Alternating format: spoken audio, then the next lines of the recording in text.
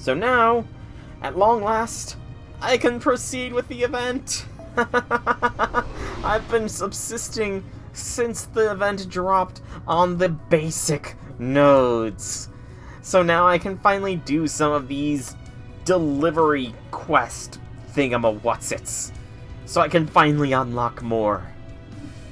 Finally unlock more.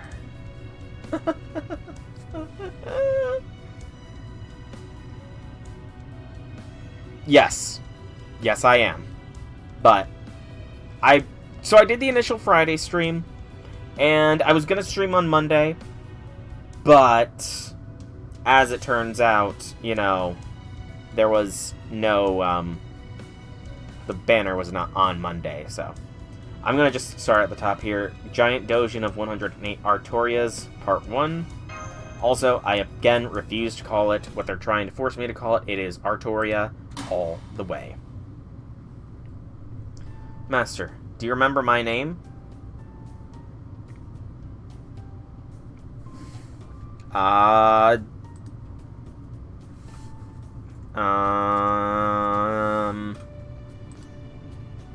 Wait, actually, I do know this one. Huyan Zhao! Huyan Zhao! I was seriously about to look it up, but I remembered at the last second. It's Huyan. I'm just calling her Huyan because I will butcher the ZHAO. It's Zhao, but I'm always going to mispronounce it because phonetically it does not look like how it sounds. Sure do. I do now. The memory struck hard. Oh no. Remembering her name is causing her to go away. I'm glad. I don't think I've ever been happier in my life. In fact, I'm so elated that I might keep riding this wave all the way to heaven. Let's not do anything hasty here. I'm only joking, of course. It's me, your friendly neighborhood Huyan. Also, your cool, cute, beautiful, stylish, noble, and exceedingly technically adept Huyan. That's right, it's me, Master. Huyan! Now please, allow me, Huyan, to recap everything that's transpired thus far. I think either she really wants to make sure we know her name, or she's part Pokemon. It's been some time since the Doujin Club, Yoroshiku Mount Liang, was formed.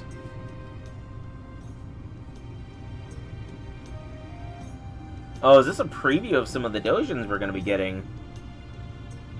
So, I'm very interested in the Creamhild one, because it looks adorable, and there's Cons there as well, which is adorable as well.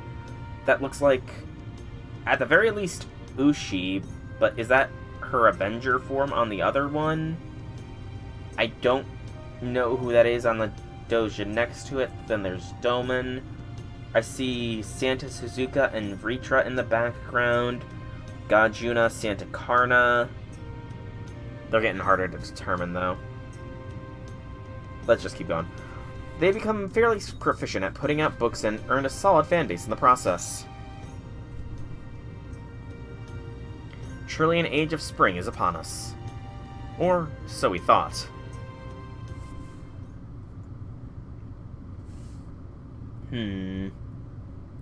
What are we gonna do? Good question. That's right. At the moment, the Anti-Servantfest Alliance Club, Yoroshiku Mount Liang, is suffering from severe writer's block.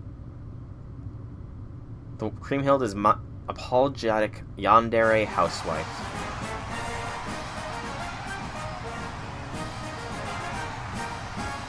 Wouldn't Breenhild serve better for a yandere than Creamhild, though? Creamhild is more tsundere. Okay, this is Yoroshiku Mount Liang's room, the headquarters for one of the biggest clubs around with 108 members. Over 100 members, you say? That sounds most promising. I expect they will be our greatest ally among the Anti-Servantfest Alliance, then. You're probably right, but Big Brother Soul is something wrong. It's nothing. Let's go on in. Hello? Is everyone here? Oh, hey, if it isn't Master and Company. Leader? Elisa! Yates, Leader, are you here to hang out with us? Oh, I see you brought your friends, too. Welcome. Thank you, Elisa. It's good to see you're doing well. Hi, Elisa. We just stopped by to make sure everything was okay. I'm sure you're probably still just working out the plot and drawings rough drafts, but if there's anything we can do to help, we're glad to do it. Hey, that's really nice of you. No wonder everyone's been saying you're such an awesome editor. As a matter of fact, there is something we could use your help with. Come on in. Helping is always good. That's right, Yoroshiku Mount Liang is in huge trouble. It's the greatest crisis we've ever faced. It's not that bad. Okay. I guess it's not that bad. We're just in a little trouble then. A little. Oh, Elisa, you poor impressionable child, you. Any good editor knows that artists tend to downplay their problems. So when you say little, you really mean big, right? What exactly is going on? It's our main artist, Huyan. She's... well... how do I draw this? Oh, Huyan. Girl failure energy indeed. She's in a bit of a slump. A slump, eh? You are indeed. She'll get to the level upping. She'll get to being leveled up eventually, I'm sure. Janice, eventually she shall. Master, you saw that? Oh, the embarrassment's gonna kill me. Calm down, you're not leaving us just yet. Ellie. There.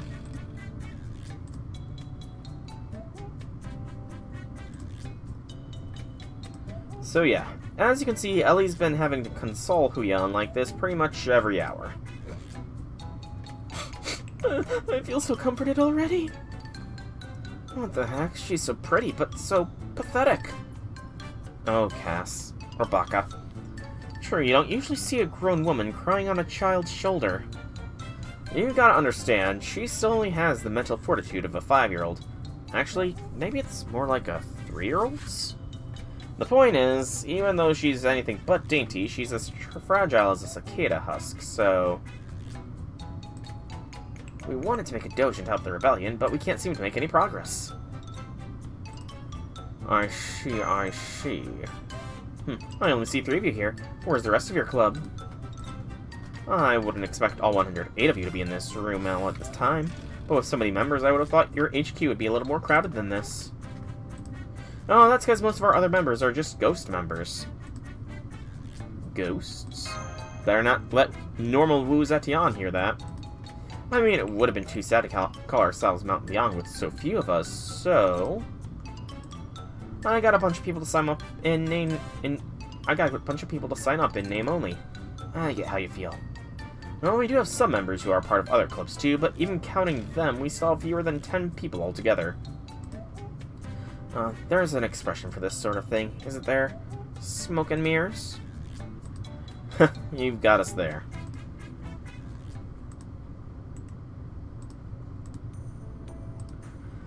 Okay, I feel calmer now.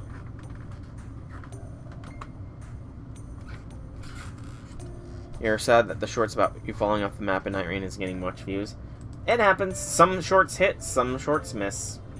They can't all be winners, after all. There. Can't help but notice you're still getting your head stroked.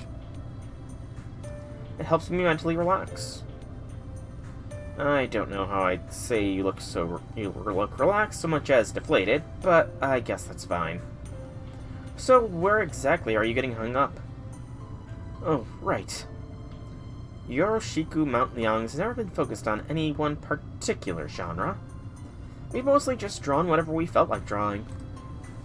Thanks to that, we were able to come up with some ideas for Hawartoria genre doujins too, and, ultimately decided to go with a rom-com. I don't know anything about romance or comedy. Me neither, to be honest. Oh, Master, I didn't know you were here. Huang! AKA the Forgettable Man. Because if your name hadn't appeared right there, I probably would not have remembered it. I've been doing my best to help with the Doujin, but I'm afraid I've not been much use. I know it's partly my fault for barreling ahead with a genre we're unfamiliar with, but still. I see. So where are you getting stuck? The story, the characters.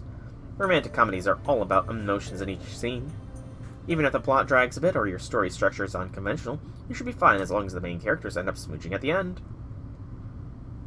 Since when did Chloe become so well-read? I mean, really, if it doesn't end that way, then it's not really a romantic comedy at all, right? And done right, that kind of ending can provide just as much catharsis as the classic blow up the enemy base scene in a Hollywood action movie. I guess. You're skeptical, aren't you? Alright then, why don't we have a big smooching? No, Chloe. No. Yes, she is an editor. I just want to know where she got her... She's all good on the motivational front, but I'm not sure she's so good on the genre-specific front. Please don't. We're trying to provide good role models for Ellie, and I'm also pretty sure it would make Huyan implode. I see, okay. I've got a good handle on your artist's particular traits now.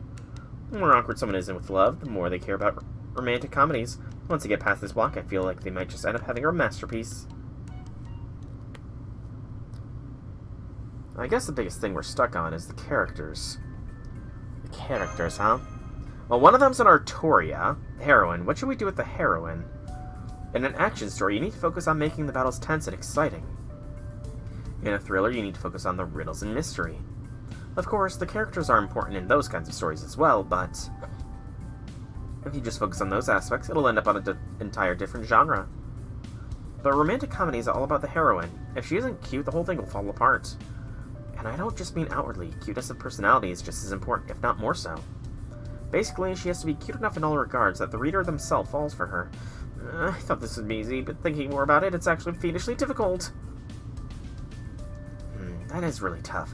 I can't think of a single idea. I think you may still be too young for this sort of thing, Elisa.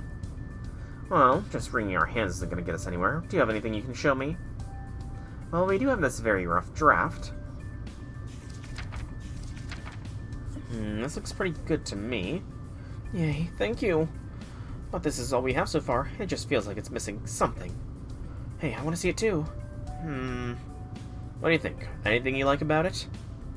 From what we've got here, I think I have to go with her. The most beautiful girl in the class, who's genuinely nice to everyone, excels at sports and athletics alike, and gets asked out more than anyone. And she doesn't have to work hard behind the scenes to achieve her success either, since she's a natural. And then you have a beautiful, elegant, refined girl like that, dating a unremarkable protagonist in a wonderfully wholesome fashion. I love it. It's exactly what you want for an Hawartoria genre story. Wow, her self-affirmation's off the charts. True.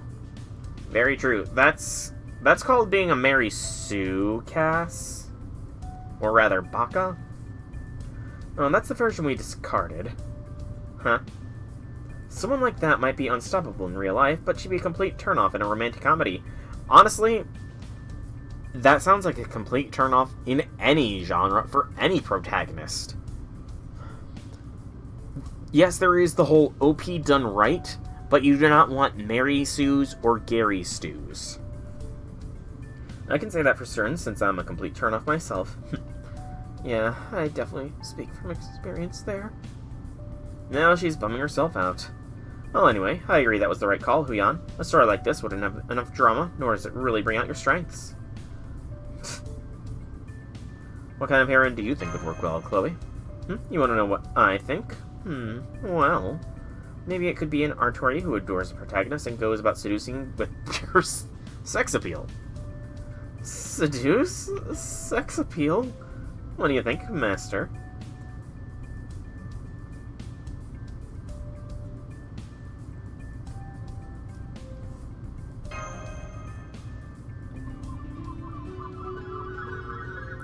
I have to see what it is.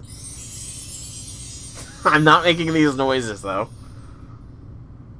I'm not making that noise. Look how red she is. Hey, what's so funny? Maybe we can come back to that topic later. What do you think, Yan King? A good heroine, Maybe a yandere type who kidnaps the protagonist so she can keep him all to herself? So we're going in that direction, huh? Yandere doesn't really make for a good rom-com, though. You prefer your protagonist to be Gojo? I've only seen a little bit of Jujutsu Kaisen, and honestly, the guy that they tried to say is the main protagonist, whoever is the host for Sukuna, he kind of just annoyed me. So I kind of just stopped watching. I'm not a big fan of yanderes that go too far, but a half-assed yandere tends to be pretty boring. It's all about striking the right balance. Let's table that idea for now, too. What about you, Huang? Any ideas? None. Sorry. Yeah, I'm not surprised. Well, some other classic heroine tropes that come to mind are old-fashioned charming tsundere and the unpredictable kudere. I got it. What about a heroine like Lord Songjiang? Songjiang, huh? They were perfect as a leader, but as a heroine, I'm not so sure. Yeah, a heroine who's equally nice to everyone is also a heroine who doesn't give anyone special treatment, including the protagonist. So it's not every day Ellie comes up with ideas, so there may be something there if we explore it. Let's table that idea for now, too. Yay! I have an idea, if I may. I do, too. Same! What is our idea? What kind of idea are we about to give? I want to know. Yuji, that's his name, gets major character development later in half of Season 1, whole of Season 2. I mean, as the interim manager, hand out errand items to each club. Use errand items you collect in free quests to run errand quests, which will increase the club's related progress in creating Doujin and raise the club's level. Plus, you can unlock new mini-stories by raising clubs to certain levels. Run errands to each club to aid them in creating their Doujin. So, 10.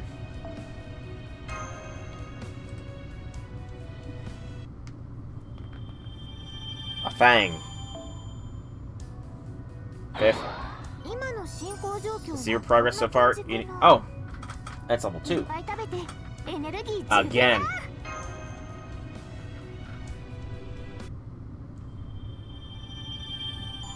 Another fang. They're level 3, and I unlocked the story segment! I'm gonna do that after I see what this story bit here is.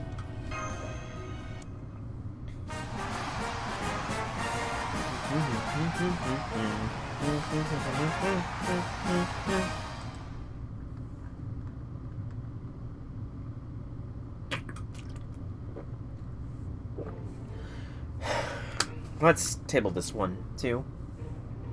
You know, you've come up with over 100 character designs at this point, right?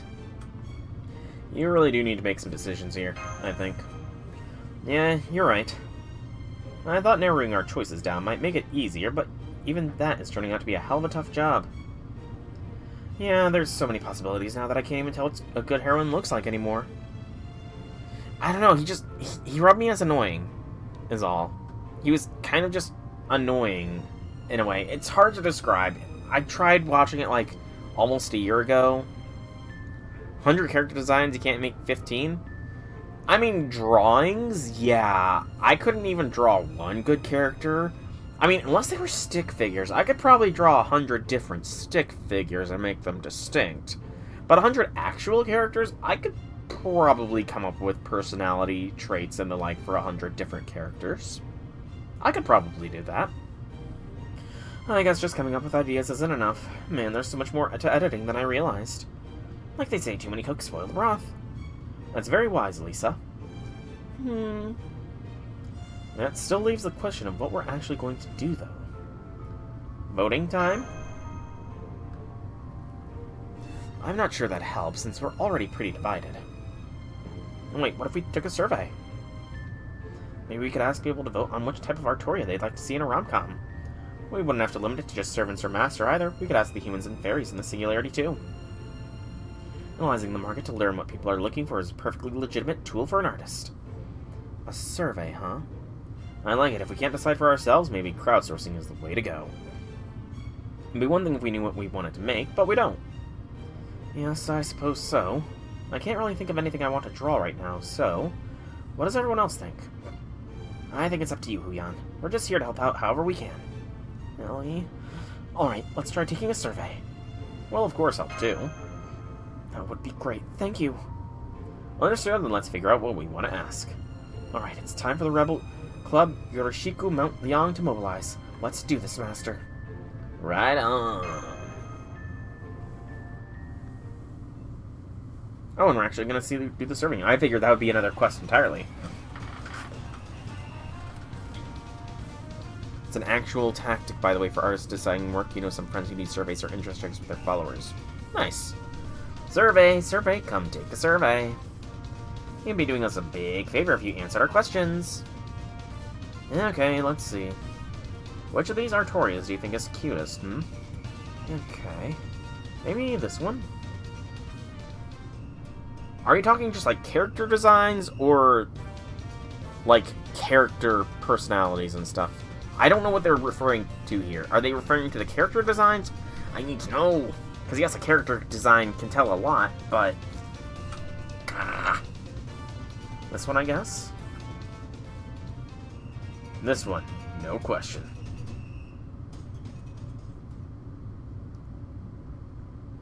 Okay, we got the survey results. Looks like the vote is pretty divided. Now what do we do? Man, you're right. Yeah, it looks like the opinions are split right down the middle. First and second place have almost the same amount of votes. Still, if we're going to choose one heroine from this list... You know what? Why choose one heroine? Have a duo protagonist rom-com with both the protagonists being Hawartorias, and have it be the Hawartorias with each other. Mind blown. I think that's a winner.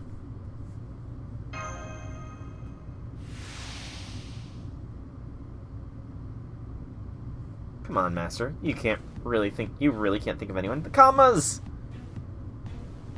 Your indecisiveness is one of my favorite things about you. Exactly. For example, you'd never be able to choose just one of us, right? Huh? I can choose two of you. You have no problem making that choice, so come on, that can't be right. Stop being like that. We're supposed to agonize over this decision. Yeah, everyone knows that in these kinds of situations, the protagonist is supposed to end up choosing everyone because they can't pick just one. So don't you dare choose! Oh, comma.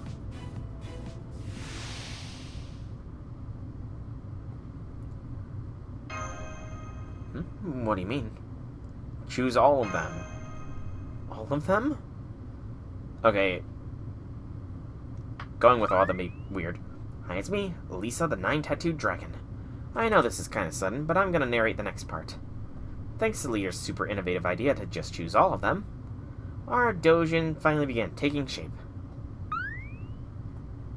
Thanks, Elisa. Alright, we're gonna take some pictures to use for reference. We brought plenty of different outfits for you to wear, too. Thanks for helping us out. I still don't like it, but I guess it's all part of the job. Oh, and Huyan also wants you to pose appropriately in each outfit, since those are big parts of the characters. Let's see, for this first one, we want you to pretend to be a tsundere childhood friend, who really means it when she says things like, I don't like you at all. Is that a good idea? Will people actually like a character like that? Yes. Master said, don't worry, as long as we take enough shots, we're sure to hit our target. Yeah, I've never seen someone so confident about leaving things up to fate before. No, we do have plenty of shots to take, so let's keep going.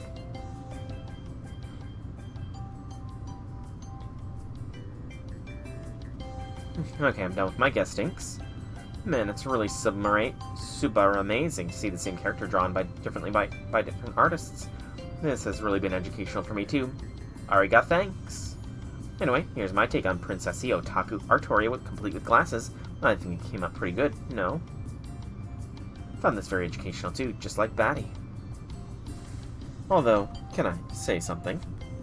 Don't you think it's creepy the way this Hawartoria sneaks into the protagonist? Bad case in the face while nervously just said, pot, meet kettle. Pot, meet the kettle here. Oh boy. Is that really heroic behavior? Really? Yeah, really, Kyo? Really? Hey, welcome back, J6. I did end up getting Bargist in the end. I have 3 Maltese left. Only 3, but I got her in the end.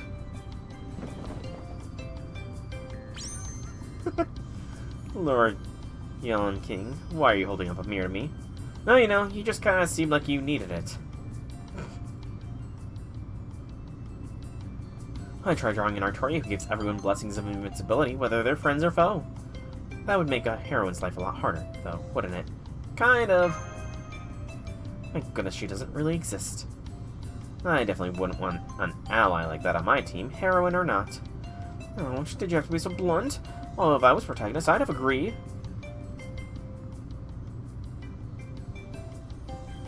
Brobeard, what did you do? Blackbeard, but weren't you exclusively a reader, not a creator? Of course I am. That's why I turned down your request at first. But then, I can reproduce what I see accurately, but I can do no more than that. So I decided to accept this quest and make Blackbeard's dream come true. If the heroine of my dreams can be drawn with incredible talent like this, I'll gladly sell my soul to the devil. Oh, Brobeard. Seems like the devil doesn't want it. Oh, come on, can't we work out a deal? How about 3,900 QP? That's surprisingly restrained. Here is my finished draft. Oh wow, what an incredibly mechanically accurate illustration. Although I do wish her face was a little sexier. But I guess that's a lost cause. Don't hold me back, master! Yeah. Brobeard, you kinda deserve that. Brobeard kinda deserves that, though I feel like J6 would agree that Artoria is not schmexy.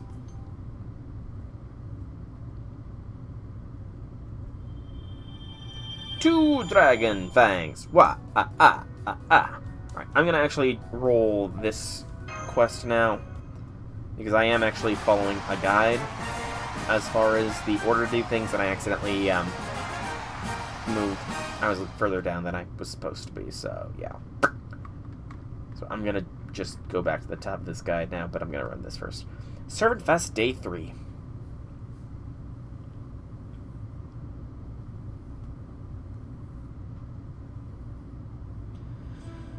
I can't keep this up anymore.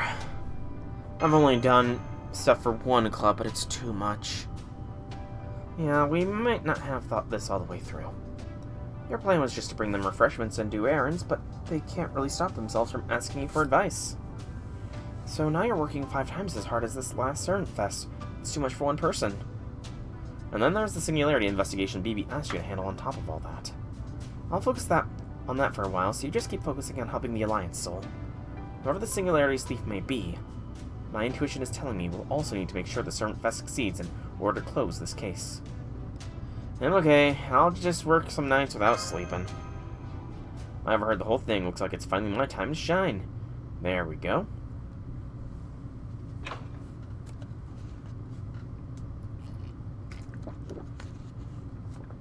They just cracked our door's lock like it was nothing. Who goes there? Chloe.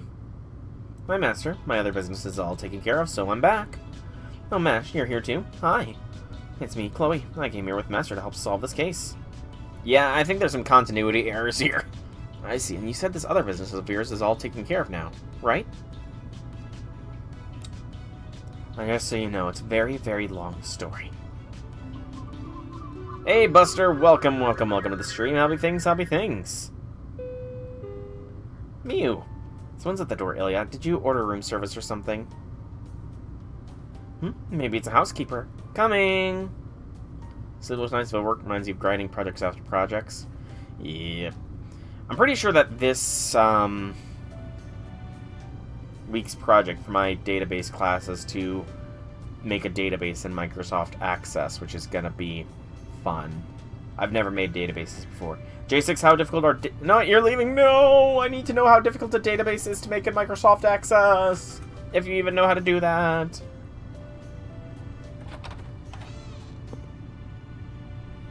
Chloe, wow, you're already here. How'd you find our room? I thought you were going to Texas when you arrived. What kind of response is that? Well, I guess it's partly my fault for not meeting up with you as soon as I got here, but still. Anyway, to answer your question, I got your room number from Jekyll. Aloha, and aloha to you too, Mew. Congrats on getting NP5 Melusine, Buster. Congratulations. I did not get NP5 Melusine myself, but I got her NP1. And I got NP5 Sith, so I'm fine with that.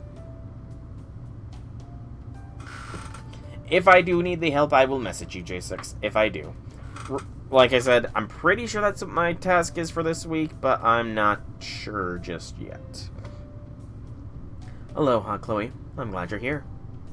I'm jealous that you and Ilya both have swimsuit spirit origins now since I don't, but I won't let that affect our friendship. Anyway, we were just about to go on a jeep tour. Want to come with us? A jeep tour, like the kind we see in filming locations? You bet I'll come.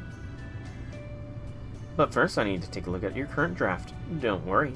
You spent 1K for the last... How much did you spend total there, Buster? Out of curiosity there, Buster, how much did you spend to get NP5 Melu? Because 1K to get the final copy, that's foreboding already. I didn't forget how we agreed for you two to work on our book in Luluhawa while I gathered reference material. Damn! 122 tickets and 1,300 quartz! Holy guacamole. That is... like 1,600 quartz? Total? Damn. You went hard. You went hard. But you know what? If she's your favorite character, then by all means, man. By all means. So we could make sure to participate in Servantfest this year. I also know that this island's now called Hawartoria, and that it's been weeks since you first got here. So you gotta be done with the draft by now. I know we originally agreed on 32 pages, but... 122 tickets got you 3, 300 quartz got you 4th, and then you wasted another 1K for nothing and got her off a single ticket. Damn. Honestly, you have more self-control than I do with being able to save up that many tickets. I mean, to be fair, who knows? Maybe I'll end up saving tickets because I am completely blind to the future except for next summer, where I pretty much have 2 servants I'm going for. I'm pretty sure. I know at the very least Summer Aresh and Summer Achan. Those are the only 2 I can really think I'm going to go hard for right now. Knowing you two, I wouldn't be surprised if you're up to 120 by now.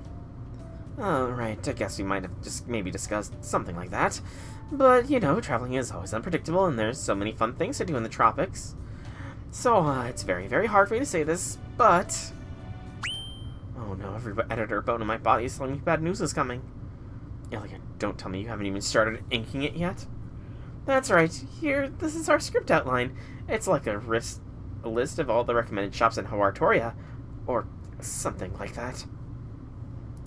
Script outline? It's even worse than I imagined. Let me see your desk. Okay, good, everything's in place for drawing, but you still haven't drafted a single page. What the hell were you doing all this time, you two Miu? I knew Ilya couldn't possibly resist temptation if I left her on her own. That's why I had you go with her. What could be more important than enjoying a vacation with her? Also, I only do background art, so without a rough draft, there was nothing I could do. Oh, Miu. Miu. Also, Chloe, you should have known better. You should have known better, Chloe. Miu will be happy to just sit in Ilya's presence. After the first reset, we thought we had time to relax and enjoy ourselves. And before we knew it, it was today. We spent half a billion QP on her. Everything max aside from 120, she's 103 right now. Damn. You definitely went hard there, Buster. Respect. I'm so sorry. I promise I'll take this seriously just as soon as the next reset happens. So please, let us go on the Jeep tour today. You two are absolutely unbelievable. Did all those strawberry parfaits rot your brain or something? Ilya, grab your notebook and sit right here. Miu, go make us some tea. Forget about that Jeep tour. I'm going to be going over the next steps in excruciating detail for the rest of the day. That's ominous. Oh, poor Ilya. I see. 2 years, damn. Respect. So you put Miu and Ilya under house arrest. They both seemed genuinely sorry, so no, I wasn't quite that hard on them. All I did was calmly, realistically, and only slightly superhumanely go over what they could accomplish in 3 days. So we're all set there. They both agreed to my proposed schedule and everything. So leave it to me to manage the schedule and oversee production for our artists. Really, that's the whole reason I came along in the first place. Excuse me. Are you sure we can lean on you like that? Of course I wouldn't be able to help. I won't be able to help with your investigation, but I'll do whatever I can to help on this end. Good luck, Soul. There's a lot of strange things happening on this island right now. Thanks, Chloe. Chloe is awesome. Alright. So the next one, we need 3 Doujin to unlock this next one. So, I'm going to do Summers here next, because that is what the guide I'm following says to do. Honestly, the guide looks like it wants me to do everything here. So, yeah. I think this is going to be a lot of story stuff here. You know, I think I'm going to do the Mount Leong stuff first. I'm going to do all the Mount Leong stuff first, and then we will move on to others. Here to deliver steaks, meat keeps up the excitement, right? I'll hand feed you plenty.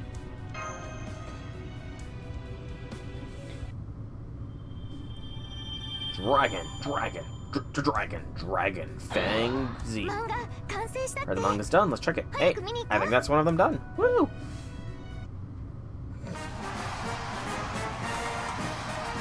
30 minutes grinding for Doujin, he's pretty sure you did something wrong.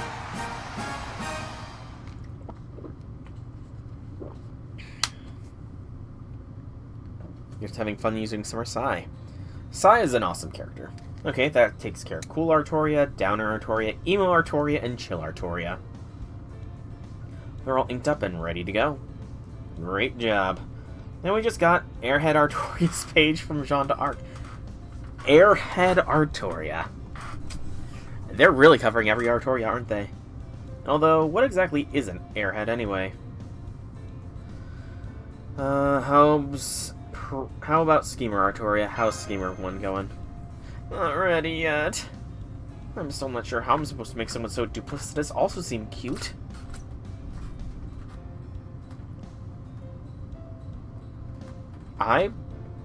Yes, just Bakatoria, essentially.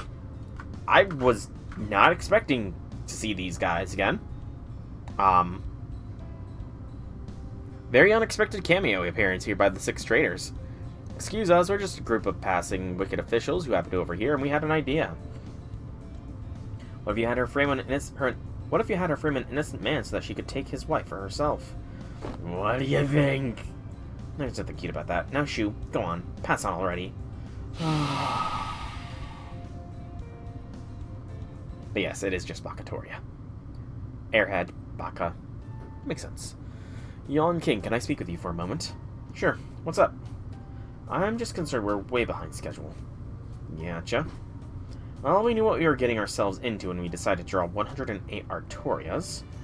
Hard to be surprised that we're falling behind schedule, considering. That's true, but still.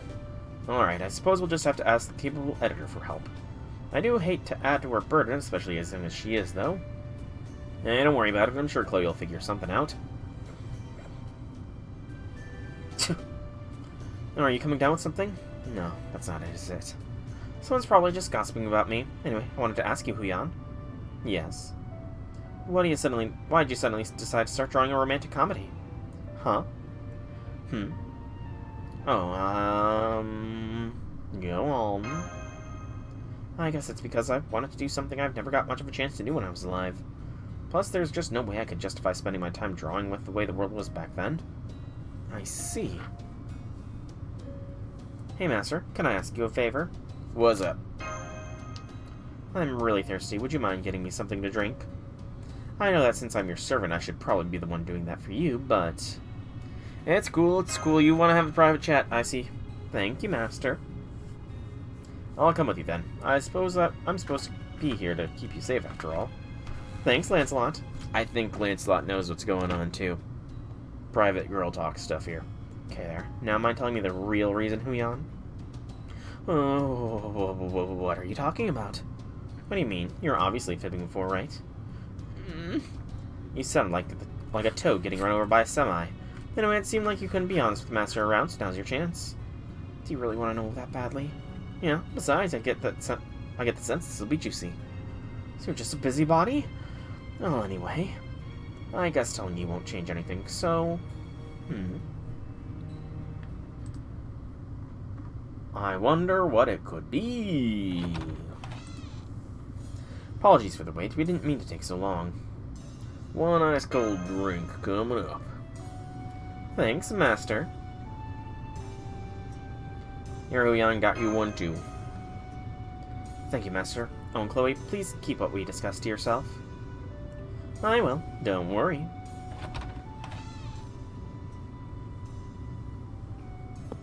Aren't you curious what Huyan and I were talking about? It's a secret. Secrets, they are fun, so keep them for everyone. Yep, I won't tell even if you ask.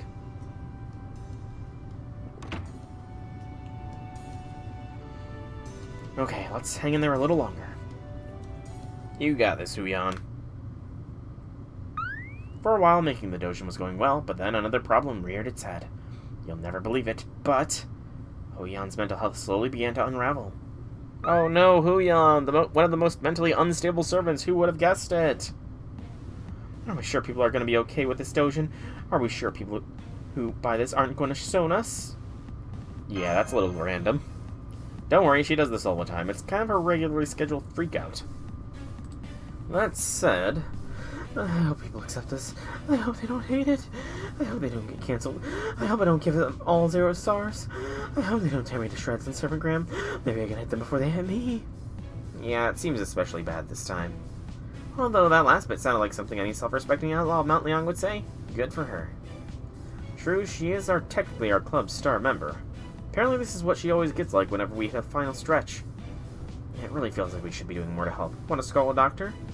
Please don't, I don't want to make an even bigger scene. I don't know, this seems fairly hopeless. You okay, Huyan?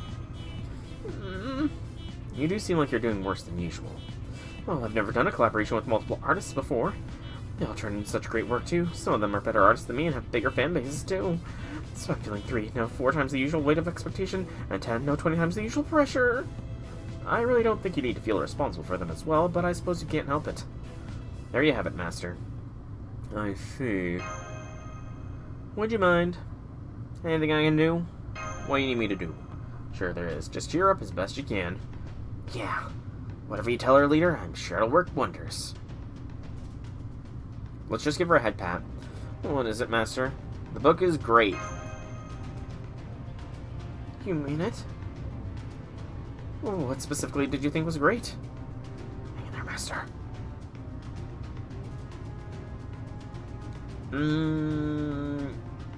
We don't want to be meandering and incoherent. Just short and sweet is fine. The characters are three-dimensional. The emotional twists and turns keep things fresh at the end. There are no characters you don't like or find annoying. The only flaw is it's too short. I see. Is that so? Nice touch throwing in that last flaw. That isn't a flaw at all. You're basically saying you wish you could spend more time reading it. Way to go, leader. I mean, that's good praise. Okay, I'm ready for the final push. Will you help me, everyone? Let's go. Yeah. Let's go.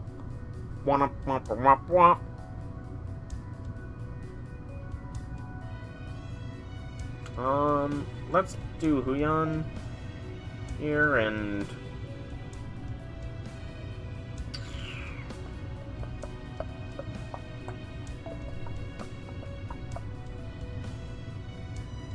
Huyan can be in the front too, and Hawartoria will be getting her debut, essentially, as far as usage goes for me. Can I get away with the 5-star CE here? Not exactly.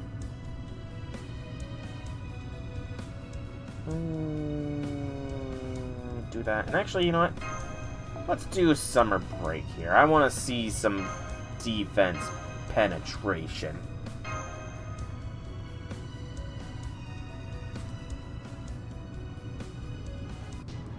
Fatal battle. Expectations and pressure.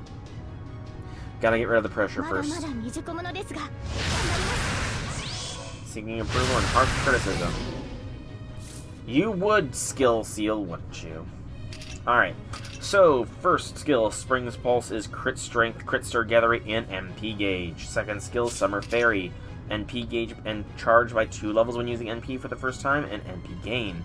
Third skill is Sacred Sword, manipulation for arts effectiveness for 3 turns, crit stars for yourself for each turn for 3 turns, and a 1 turn of invincibility to self. I kind of want to use NP here. That was a crit like a beast. I mean, to be fair, she does have summer bonus damage, so it's not terribly surprising, but still. Booyan?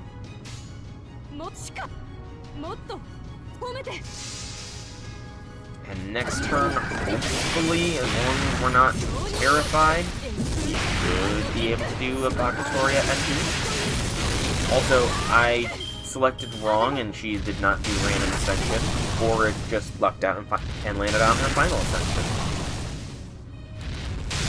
You know, I should just check some of the servants that I know are already in the set to final ascension piece.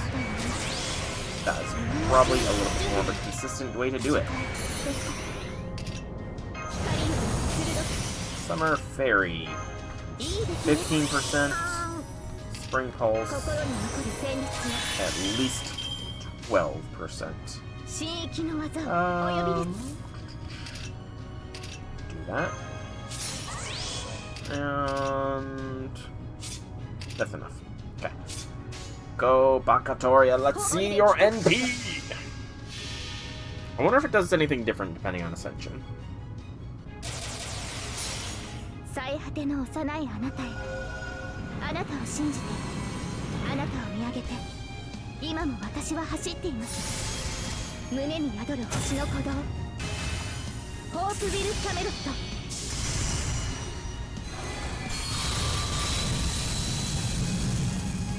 Honestly, it's a gorgeous NP.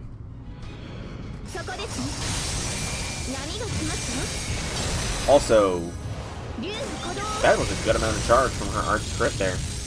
Magic Missile indeed. Super Magic Missile. And she's now Bond 3. Nice. Excuse me.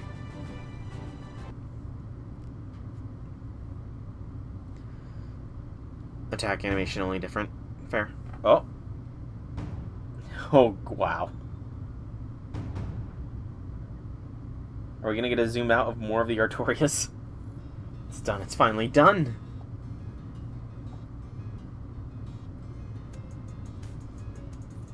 We did it. Congratulations, Huyan. But are you sure about this? I think you've still got another book in you. No, this is fine. That was always more of a pipe dream anyway. I still haven't given up entirely, but I do think it's important to know when to step away. Besides, I'm proud I managed to finish this book. Thanks to everyone's help, it turned out fantastically. Gotcha. In that case, I won't say anything more.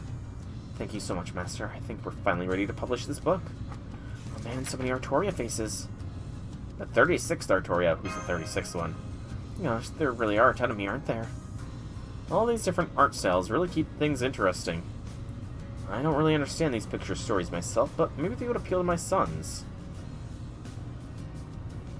Is that foreshadowing that one of his sons is going to be a servant?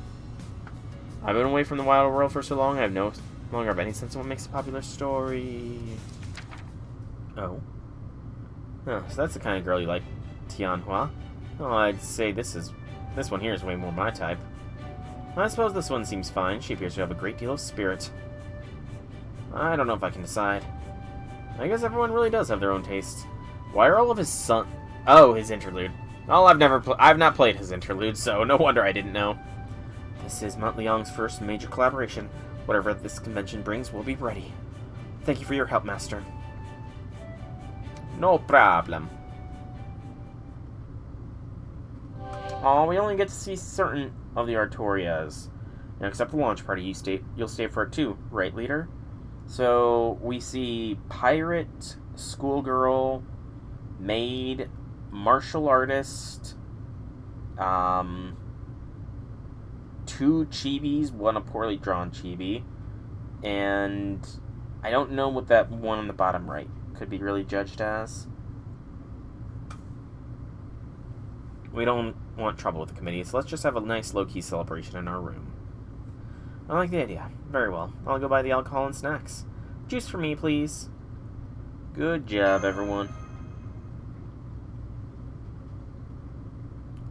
This Doujin is a reference to one of your girlfriends that really, really, really loves you. Is actual manga and anime. I mean, as we proved with the longest anime, or the longest light novel title ever, that's not too surprising.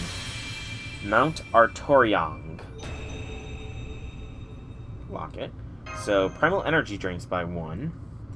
An Artoria is the heroine in all the rom-com stories Doujin book created by the collective efforts of a club called Yoroshiku Mount Liang. The moment the heroine meets and falls in love with her crush takes all of 2 or 3 pages, after which point the story develops at breakneck pace with special shortcuts, making stories a truly fast rom-com. And of course, the number of people who feature is staggering. Just unbelievable. It's Mount Liang, after all. There is 108 of them.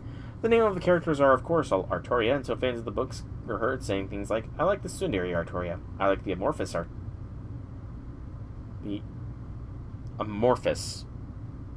Artoria. Amorphous. That's a decision, I suppose. Amorphous. The writer has completed their manuscript. Thank you for the hard work. Alright.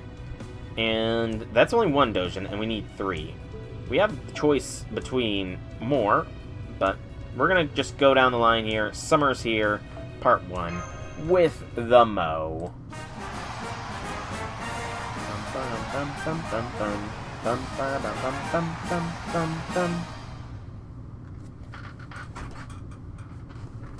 This one's your favorite?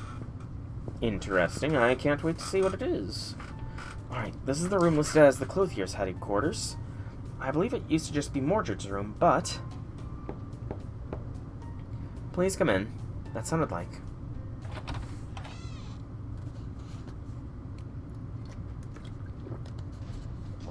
Moriarty. My master, it's about time you got here. What took you so long? Moriarty? Oh shit, he's actually here. I can't believe it. See, I told you he would come. What are you doing here, Moriarty? Me, I'm a member of Mordred's club, Clothiers. And this room is the base of operations we told the Alliance about. Why wouldn't I be here? Okay, how did you know I'd be coming here? The truth is, I made a prophecy to Mordred that you would be paying a visit. And lo and behold, here you are. Now do you believe me, Mordred? Fine. What can I say now that your prediction hit the nail on the head? I'm still not entirely sure what you're all talking about here, but never mind that for now. First, I want to know what kind of book you guys are trying to make anyway. A cosplay photo collection with Mordred as the model. Huh? Mordred cosplaying. Huh? Interesting. Very interesting. I can't say I disapprove. Come on, what other choice do I have? I already promised I would. Oh, this freaking sucks. So you're using Mordred as an Artoria lookalike to make a photo collection? Wait, what kind of photos are we talking about? They don't mean racy ones, do they? Anyway, this kind of project is the last thing I would have expected from you guys. How'd you decide on it? Well... I want to hear how Mordred agreed to this, too. I mean, she's probably an Artoria fan, so... Alright, you pass. Every nook and cranny has been cleaned meticulously. On behalf of the Normalization Committee, I commend your skills as manager of the Shelton Hotel, Jekyll. Thank you for your kind words. Servantfest must go on without a hitch, so we're counting on hotel staff like you to do your part. We must all ensure the safety and security of the attendees, uphold the rules, and stay true to our ideals. So I'm asking you to continue to work hard in order to help make the Normalization Committee's desired finale a reality, will you? Yeah, sure thing. Saber. I know, okay, I'll do my job, I always do. I'm glad to hear that. Take care. I swear there's something about that bitch I just can't stand. I know, but she's not wrong. Besides, you and I aren't part of a club. As she said, our job as hotel staff is to help support everyone else who's here for Servantfest.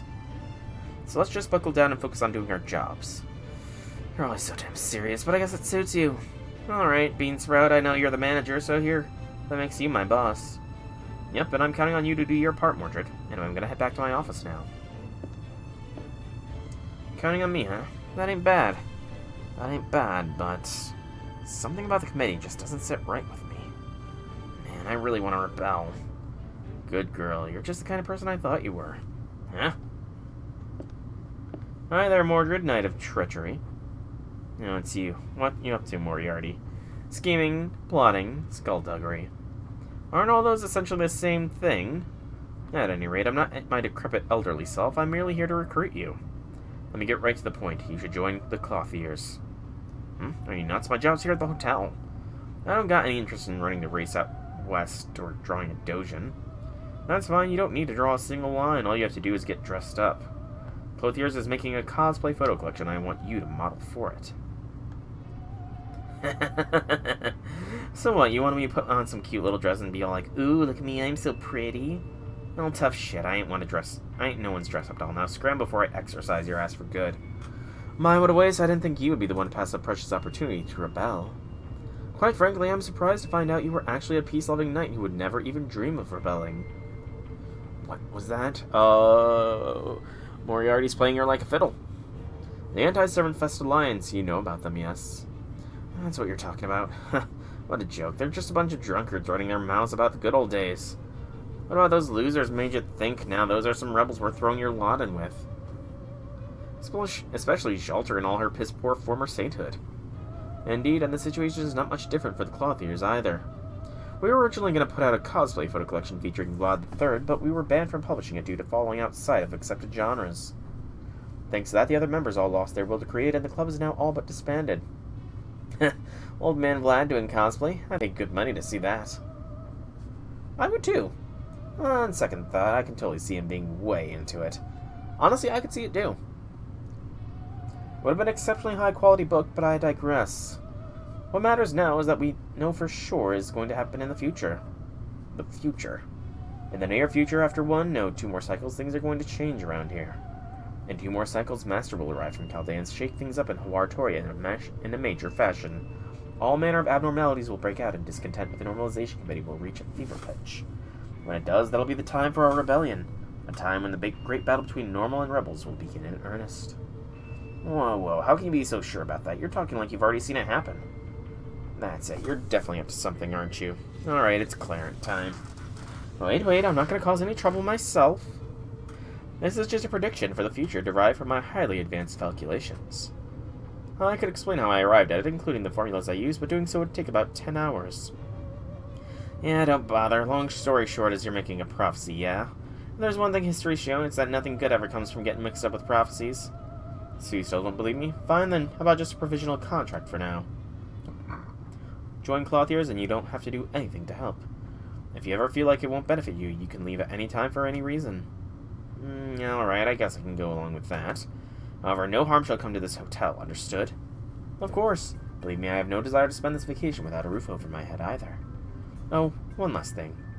As leader of the future rebel army, would you mind if we used your name to represent our club? Our original representative is all but useless right now, you see. Yeah, sure, whatever. Oh, don't tell Beansprout about this, yeah? I don't need him knowing I'm working a side job. Understood, then we have a deal. I hope you'll look forward to the time when my predictions are proven right. Sure we all are, Moriarty, I'm sure we all are. And now that time has come, wouldn't you agree, Mordred?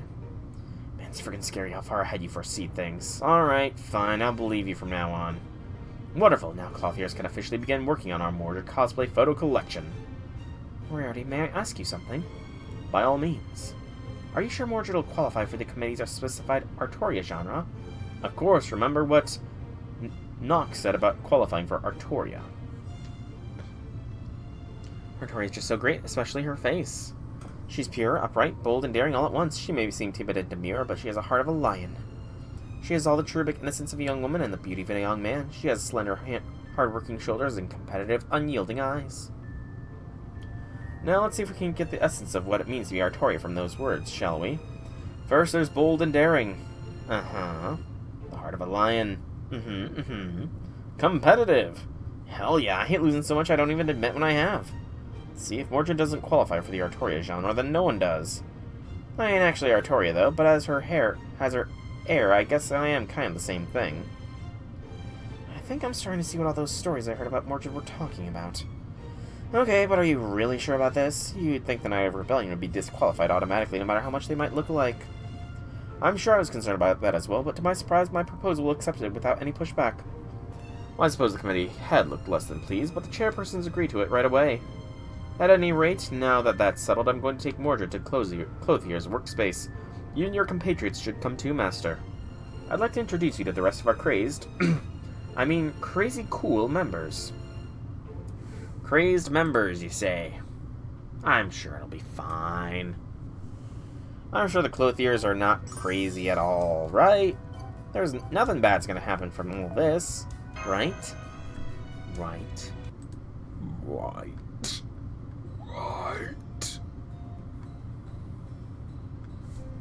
Any guesses on the members? Well, it's cosplay, so I feel like Miss Crane is gonna be here. Vlad was already mentioned. I could foresee mayhaps either Cleopatra or Semiramis. And if one of those are here, then Amakusa might not be far behind. This is Miss Crane's atelier. She made the workspace for us with her magecraft. She said it's best to have it look familiar. Everyone, stop what you're doing for a moment. Master and his friends are paying us a visit. Okay, Miss Crane. Oh, hello there. Thank you so much for coming. Happy Cat! I can't believe I forgot about Heavy Cat. Hey, come on in. We've not just got MASH, but Soul and Castoria too, huh? That's great. The more the merrier. I had a feeling I might see you two here given what your club is called. Was it obvious? Yes, I used to be this club's representative. Oh, and this is our other member. Vlad. Master, what a pleasant surprise. Hello, Vlad. I didn't know you were interested in things like Servantfest. Indeed, it just goes to show one never knows what fate has in store. Our original plan was to make a cosplay photo collection featuring Count Vlad. We were going to make all kinds of dashing contemporary suits and have him model them for us in his own inimitable style. It would have made for an amazing book. But then we were told that anything that wasn't Hawartoria related was off limits, and that was that. I don't know who this AAA person is leading the normalization committee, but they're way overstepping if you ask me. I see, so that's why this club is made up of so many goody two-shoes like yourselves. Decided to join the Anti-Servantfest Alliance despite their lack of motivation. Anti-Servantfest Alliance? What's that? Huh? I mean, you are boycotting Servantfest along with Blackbeard and Shelter's group, right? We are? That does sound like fun, but I had no idea about it. Did you, Crane? No, this is the first time hearing of it as well. Okay, so it's not just me then, which means we just have been working in... we have just been working in here all this time, but still. Anyway, we've been making a whole bunch of cosplay outfits here for all the regular attendees. For the attendees? It was my idea. I simply could not let these two spend the summer squandering their talent and passion. So I talked to some people I believe would be interested and asked them if they would try to enjoy Servantfest wearing some of the finest outfits ever created. You're far too kind, Count Vlad. I can't even begin to tell you how deeply moved I am. Crane's always coming up with outfit ideas whenever she sees people around Chaldea. So now we're going to make those outfits into cosplay and give them away as presents. Thanks, Count Vlad. We're all set to pick outfits for many different servants like Charlemagne. So we've been holed up in here ever since, making clothes and having the time of our lives.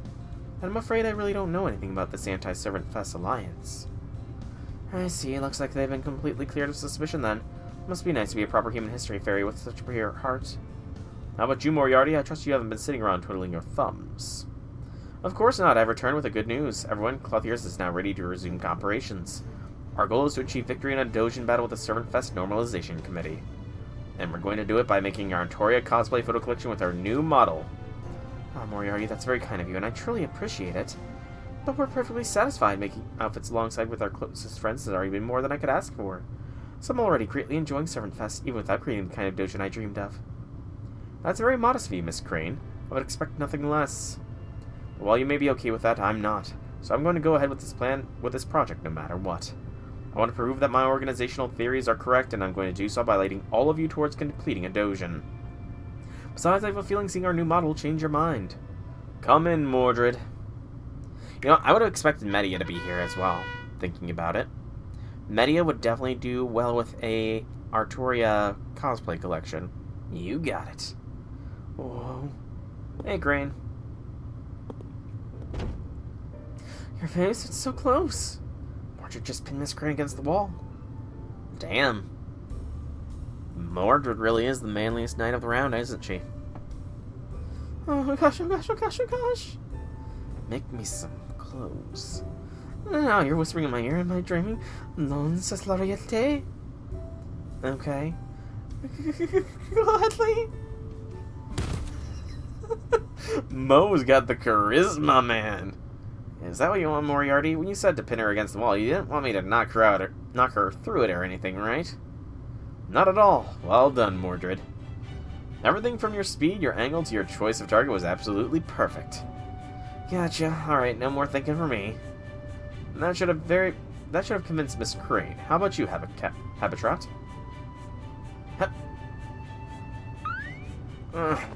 Your hair, your eyes, your skin, it's all beautiful. What a find. This is love at first sight. I definitely want to make clothes for you. Okay, I got it. Now get off my head already. Our tailors have had the morale buoyed. How wonderful. What about you, Count Vlad? Will you continue to lend your support as well? Of course, if anything, I've been waiting for a time such as this. I knew you to be a devious, cunning man, so I also was certain you would come up with an idea. Kabedon, indeed. I suppose I'll take that as a sign of trust in my capabilities. As for me, I too had every faith that you would keep Miss Crane and Habitrot motivated in my absence. It would seem that inadvertently we have been acting in concert. Alright, now that all of our members are on board, it's time to finally get to work. Well, Master, as you can see, this is where the Clothiers currently stands. We have refined techniques, endless passion, and me overseeing every phase of the project. Everyone rest assured that our success is all but guaranteed. I swear my perfect calculations never fail to amaze me. Just keep patting your back there, Moriarty. Just keep patting your back there. And so, Bad Moriarty, extremely confident in his club's chances, declared a preemptive victory. But no one foresaw the predicament they would find themselves in several days later. Dun dun dun. Shing bell. We're giving whatever this dish was. I don't remember what that dish was, but we're giving it to them. Woo! More bells.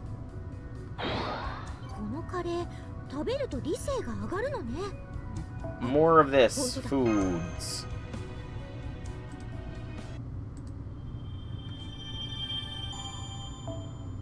Another summer's here, some more dialogue! Dialogue ahoy! This one is a very dialogue-heavy summer, isn't it? A very, very dialogue-heavy summer. Which is not bad, you know. Nothing wrong with it. Several days into Clothier's restart. Okay, so we're forcing restarts here. I see. All the clubs in the Alliance, Clothier's is the most wholesome, most motivated, and one with the most well-thought-out plan. Well, we haven't checked in on them in a while. I wonder how they're doing. Moriarty did seem very confident the last we talked. It almost made me feel like he was tempting fate a little. Anyway, only one way to find out. Knock, knock. Yo, Crane, got another thread refill for ya. Here you are, Crane. I've completed 3 embroidery pieces you requested. Tres bien. You've been so helpful. And here are the newly woven chambray and satin pieces along with willow for dyeing it if you need it. Last year, less dialogue heavy. Good to know. Whoa, it's chaotic, but I can feel the passion from here. Hey, Abby, what's the materials you need me to get again? Hang on, let me just finish up this embroid. Never mind me. I can handle this on my own. Go and help Mordred. Yes, Lord Vlad. I'll leave it to you then. Oh, there's so much going on here, I hardly know what to see. Oh, hello, everyone. I'd like to offer you some tea. But I'm afraid I have my wings, I mean my hands, full. How's it going? Well, it's going absolutely wonderfully. I never felt so continuously inspired to help create. Pure is indeed. Good clip there. Okay, Mordred, here's the next list of materials we need. Got it. Back in a flash. See you later, Mordred, our shining king of cosplayers. King of cosplayers, huh? Hell yeah. That was the right thing to say. Calling Mordred a king? Very much a wise decision there. Alright, time for me to get back to work too.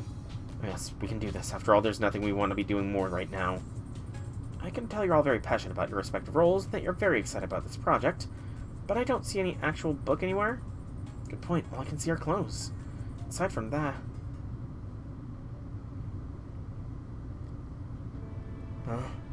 Moriarty?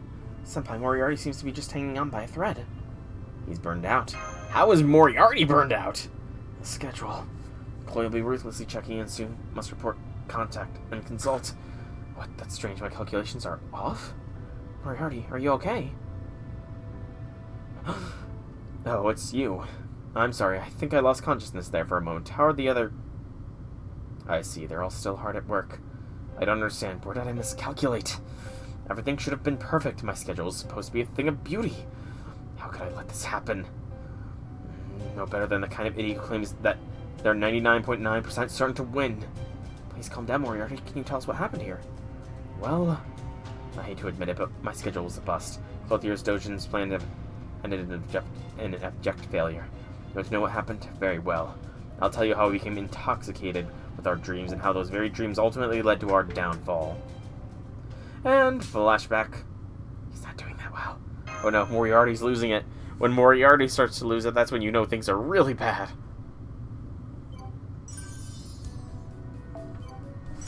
Poor Moriarty. He's going Coco in the Lou. I don't know, I'm trying to think of a good word for the head, but... Isn't this exciting, Happy Cat? I can't wait. You said it, Crane. I can't stop dreaming of all the possibilities. Man, it's been saying ages since I got an outfit tailored. No, but don't make me anything too cutesy or frilly, got it? I'll only do it if it's something really special. Don't worry, we're well aware. I promise we'll make you shine in a whole new light with exactly the kind of clothes you asked to make us. Oh, yes, that reminds me, we won't be making any outfits from scratch for this project. Huh? We simply don't have enough time. Whatever new outfits you'd like, I'd like you to do so with your existing assets. You both already have an abundance of clothes to choose from your respective wardrobes, do you not? Oh, yes, very much so. Some of my customers prefer casual pret-a-porter outfits rather than custom-made ones, after all. Yeah, whenever me and Crane have a spare moment, we usually use that time to make new outfits, so we have tons now. Excellent, then we'll sift through those outfits to find ones with a good match for Mordred and adjust them as necessary. That should help us save a great deal of time compared to making brand new clothes. Which is good, as our time is limited, given we must also edit, take photos, edit the photos, assemble them into a book, and then print them in sufficient quantities. I see, that does make sense. Alright, we'll do that. In that case, we better go fetch those wardrobes from Chaldea. We got a whole bunch after all. Then you need help. Allow me to assist. You sure? Thanks, Your Highness. Honestly, I wasn't sure how I was going to carry them all here by myself. If anyone's going to be a bunch of hard labor involved, I'll help too. It ought to be a good workout. That's the last one. Man, I didn't think carrying clothes would be a big deal, but they're pretty heavy when you have enough of them. You guys made all these yourselves? Yep, sure did. It's been thread out of Miss Crane's feathers, then she'd weave the thread into cloth and turn it into clothes. Then after keeping that up for a while, we ended up with a small mountain of them. Nice, alright, I'm wearing the shit out of these outfits. Okay, let's get this fitting session started. I never worn so many outfits in one day before. I guess this cosplay stuff ain't all that bad. Good, things are turning out just like I thought they would be. All according to Kikaku. Come on, keep them coming. I'll rock whatever you throw at me. Oh, just don't give me anything really fluffy or dainty. I gotta look badass first and foremost. Hey, Crane, don't you think Mordred's... Yes, I've got... Mordred is just... picture perfect. Such gallant ferocity, such youthful menace. Your every move, every gesture throws my heart into utter turmoil. You're my inspiration, my star, your light is simply dazzling. Oh, mon amour, mon amour. No matter how far I delve, my reverence for you only deepens. Eternity to the point where the sun melts into the sea. You know what I mean, don't you? I'm a math major, so no, I can't say I do. I don't know what you're talking about either, but I can tell that I feel the same way. You're a great model, Mordred. Hell yeah, keep it coming. I'm never gonna say no to compliments. Well, Mordred, are you glad you took me up on my invitation now? Yeah, this is fun. Although, it's a little... What's wrong? I guess it just feels kind of anticlimactic. I don't really feel like I'm fighting anyone this way. I see you wish to feel like you're fighting. What's up, Lord Vlad? Mordred's statement just gave me an idea. Give me a moment, I'll be back soon. Well, I guess it's okay. Right now we're still just trying on outfits. I'm sure this will feel real to you soon enough. Happy Cat, I've just been hit with inspiration again. Me too, I know what you mean. There's just something motivating about this. What are you two talking about? Have you seen how brightly Mordred shines with ready-to-wear outfits? So that if we were to tailor new outfits for her, just think how wonderful that would be. Whoa, let's not do anything hasty. Please listen to me, we have no time to spare. I mean it, none whatsoever. I'll even say it in French. No time to spare. Wait, that was still English, wasn't it? It seems this is throwing me for a loop more than I realized. Oh man. Moriarty, the Kikaku man. His Kikaku is being derailed. Oh, so we can't make new outfits? I understand how you feel. I think it's wonderful how you have so much desire to create, but if we fail, it will all be for naught. So Mordred really is the protagonist of this story then. Because the protagonist always defeats the villain's Kikaku. And Moriarty is the villain here. Right now we really need to focus on choosing the outfits we're going to photograph and reworking them as necessary. Oh yes, you're right. There's no time for tailing for it to be dithering, is it? I understand. I'm back. Now, take a look at this embroidery. Ooh, it's a lion. What gorgeous stitching, and what a brilliant use of color. This is a lion rampant. Well, these threads are actually trembling with joy. Did you make this yourself, Lord Vlad? Only to pass the time. Fortunately, there's no needle and thread to be found in this environment. Keikaku. Kikaku. It's all... People would know what I'm saying. Keikaku. That's awesome. I can't believe you drew all this just thread. This is some good shit. You like it, Mordred? Take it. It's yours. You sure? Mordred, young lion of treachery, you were the model for this very creature. It was your youthful soul that inspired me to create it. Damn, seriously? Oh, then, okay. Whoa. Hang on, what are you all talking about? Cloth weaving crane. Yes. Thread spinning fairy. Yeah. I wish to support your creative desires. Why not follow our passion where it leads, even if it takes us right to the edge of a precipice? You mean, I too am in favor of creating new outfits for Mordred. Oh, right.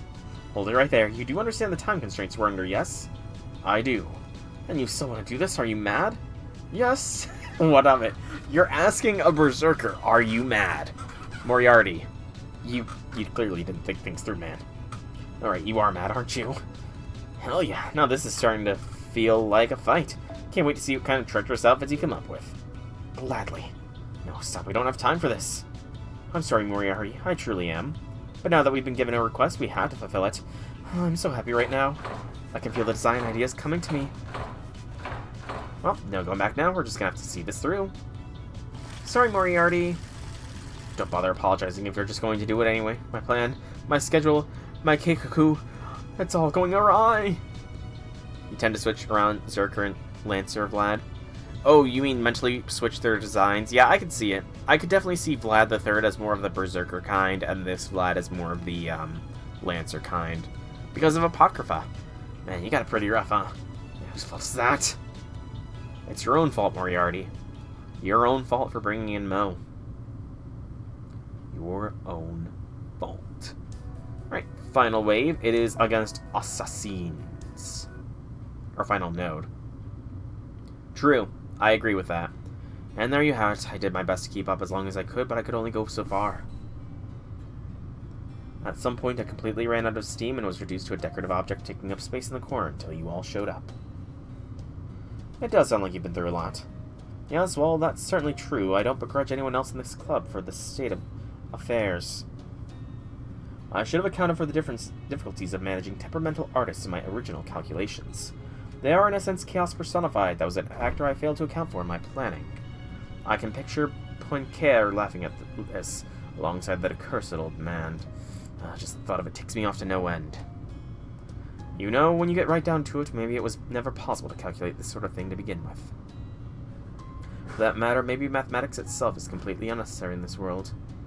Yikes, he's really been through the ringer. I can see everyone else is still making clothes at breakneck speeds, but not going to finish on time at this rate. Yes, that's going to be difficult. Right now, we're working hard without a clear goal in sight. Mordred ended up completely entrancing our two seamstresses without meaning to. It is apparently something about distinctive form and charisma that enables perhaps a desire to cheer such a person on. But as a result, Miss Crane and Hawartoria have completely lost themselves in tailoring efforts. Yeah, I knew it was a bad idea to tempt fate by saying something like, my calculations are perfect. Oh, stuff it. Anyway, I'm still surprised Vlad went along with this, too. Yet another factor I failed to account for. Perhaps he has some connection to Mordred I was unaware of. True. Apocrypha. Very loose connection. I actually don't remember if they interacted that much at all in Apocrypha. Come to think of it, I remember now. He had a younger brother when he was still alive. Radu III, yes. They grew up as children, but went on to wage war against each other as adults. I suppose there's no point mulling over the fact over why a berserker does anything. It's not like there's any way to stop them. So we won't be able to stop them easily, then. I can't say they didn't bring this on themselves, but it still seems like a waste to come this far and not have a book to show for it. Let's think of a plan here. Good idea. We still have time before Servantfest is supposed to begin. How can we help them course correct from here, Moriarty? Course correct. I doubt they'd listen to anything an outsider has to say at this point. The one they have a hope of getting through them is Mordred. Mo? Yes, currently Miss Crane and Hawartoria are so focused on the night that they'd surely tie themselves to knots if they would please them. In which case, they would likely go in whatever direction Mordred specified. Of course, I had no idea what direction that might be at this point. I wonder if there's a good idea we just haven't thought of yet. Yeah, think about what Mordred's into. I'd say Hawartoria is definitely into bridal gowns. Vlad is into embroidery, and Miss Crane is a die-hard idol stan. From that perspective, Mordred does seem like only one who doesn't fit. Never interacted in the anime, don't know about the LN. Yeah, I don't think so in the anime, but I haven't read the LN myself. Bridal gowns and embroidery boil down to an appreciation for beautiful clothes, right? And outfits are a big part of idol culture, so the connection there is obvious. Who was the idol of the round? Senpai, did you just think of something? I think I know who to talk to. Betty. We need to get Bedivere in here. Oh, or Merlin. I guess Merlin works too. Hey there, I'm the expert. Merlin? But we have an history, Merlin. That's right, Soul here all but begged me to help. Well, I was a little hesitant to come all the way out to an island resort just to wax eloquent on idols. I can't say no to my hard-working master. So here I am, Mr. Tropical, ready to offer advice. Sounds like this latest impossible challenge involves making Mordred into an idol. Right, if it works, they should be able to finish their Doujin on time. I don't suppose you have any ideas. Well, if I were in your shoes...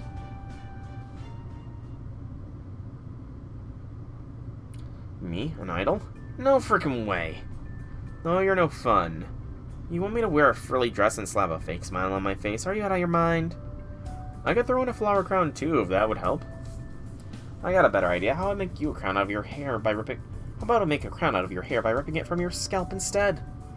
No means no, ass face. What are you thinking, mage? You can't dress up our young lion in something sort of tame kitten. Wow, he seems really fired up about this. I think we may be working on different definitions of idol here. You don't have to dance around with a fake smile to be one, isn't that right, Miss Crane? Yes, of course, one of the great things about idols is how varied they are. Brief explanation. My pleasure. The concept of idols began with the great... Brief, please.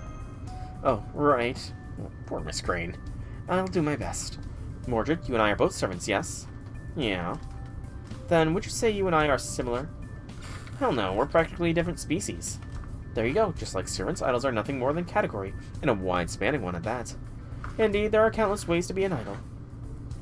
Some do wear cute outfits and smile all the time, yes, but others are dark and gothic and full of melancholy. Just as every saber wields a different sword, no two caster chance the same spells. There are as many ways to be an idol as there are idols themselves. Show me 100 idols and I'll show you 100 of the brightest stars in the sky. To be an idol is to be invincible, unstoppable force of nature. Okay, I got it. Now back the hell off, would ya? Be that as it may, even if Mordred were to agree, I fail to see what we'd hope to gain by making them into an idol now. Moriarty. Good grief. I'll explain this part. Making Mordred an idol will give our book a conceptual direction it's currently missing. Back when the plan was to make a book about you, Vlad, our concept was to show you wearing suits, yes? Right now, the three of you are making outfit based on solely whatever whims happen to cross your minds. But if Mordred were to become an idol with the specific traits that entails, that would instantly narrow down what sort of outfits you need for the book, no? I see, that's very true. Once a stage persona is chosen, clothing would practically design itself. Of course they would have come up with the idea, and I've been producing idols since before the internet was even a thing. What kind of idols has Merlin made? I mean, I know he's got Majimari, but what other idols has Merlin made? So what, the book will get done on time as long as I give being an idol a shot? At the very least, the odds wouldn't be 0. Alright, let's do this. I got no freaking clue what kind of idol I'll be. You got any ideas there, Moriarty? I may not know much about idols, but I do have a fairly good grasp on who you are. You're a hopelessly defiant rebel, a misfit who refuses to be connected to any one box. That is your nature.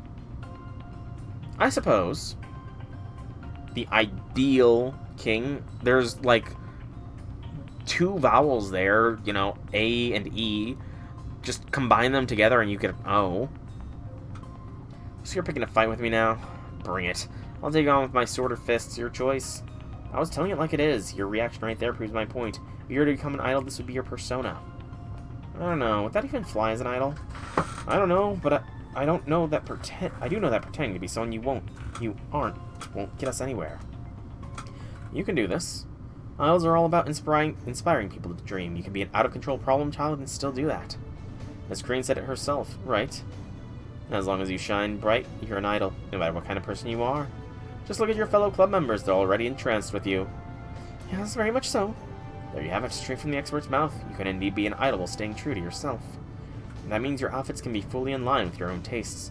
Now, what sort of outfits do you want to wear, Mordred? My impression will be for clothes that are easy to move around in during personal times. Where's the fun in wearing ordinary clothes? You gotta wear something that'll inspire the fans. For example, a long dress that flaps around in big billowing waves. Are you nuts? Get the hell out of here with that bullshit. There's no effing way I'm wearing a skirt. What if you wore spats or like underneath? Oh. I like the way you think, Merlin. Sounds like a promising suggestion for Mordred's new style. Hey, Crane. Can you make me an idol outfit like that? That looks, you know, badass instead of cute? Absolutely. I can see it now, your valiant figure, adorned in an elegant, beautiful outfit. That's good. Chevaux, I have an idea for how to present your charm in idol form. I see. Alright, let's give this a shot. Once decided, our book will be a photo collection of Mordred as a fictional idol. To capture both their unique beauty and inherent nobility. What do you think, Count Vlad? I have no objections. Indeed, I'd like to see this book myself, and most importantly, as Miss Crane and Habitat excited and raring to get to work. Oh, yes, definitely. That's a relief. Alright, I'll leave it to you and then be on my way. Good luck. How do you think you're going? You started this, so you better damn well stick around to the end. Huh? Book won't get done without you, Moriarty. I suppose you have a point. I may well have been falling asleep if I were to abandon this project halfway through. Alright, fine. Now that we have a clear direction, I may as well stick around to the end. If you're going to put yourselves through hell, I'll be there to accompany you. Thank you so much. Miss Crane, I'm trusting you to come up with Mordred's idol backstory. Once you do, I'll use it as my basis for my captions I'll write for each photo. Understood, I'll put together the very best story I can. L'homme vital. I've actually got to go to the hotel out west soon, but I'll stick around a little longer until the book's done. Thanks for doing the same, Moriarty. Very well, but I'll warn you now, this may be my one and only Doujin excursion. Having said that, I'll make sure I do my job perfectly, or my name isn't James Moriarty. Alright, here's where the real battle begins. Let's go, everyone. Battle.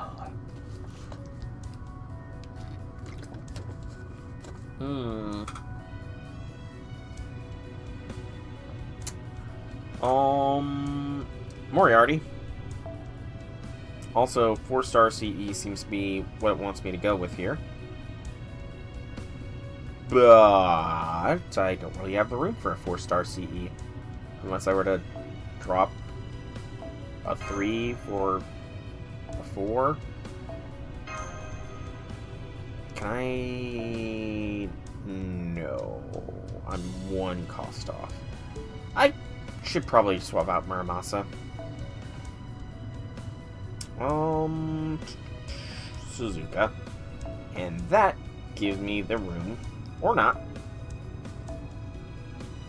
Oh, I gotta swap out that. There we go. Now we're golden. Okay. Let's go.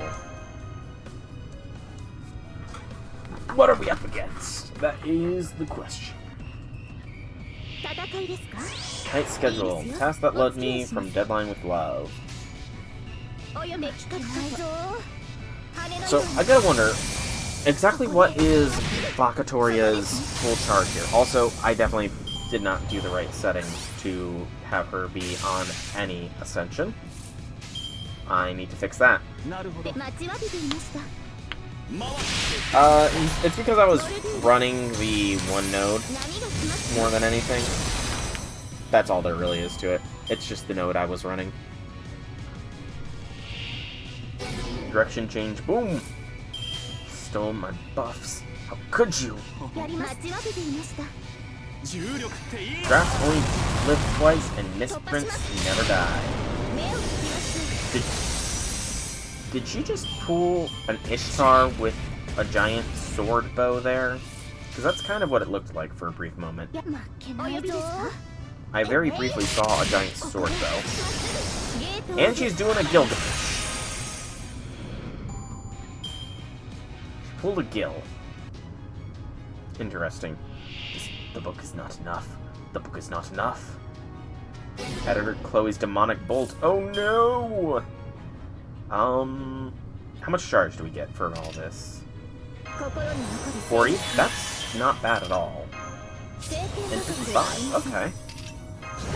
So, 55% with just a 666.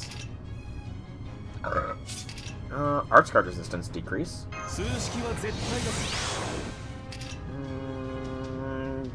Probably won't need the stars. But I'm wondering if I'm going to be wanting to put Berserker Hawartoria. Oop, that was the wrong button press, but all well. Up to 10, 10, 10. 70% for both skills at level 10. Interesting.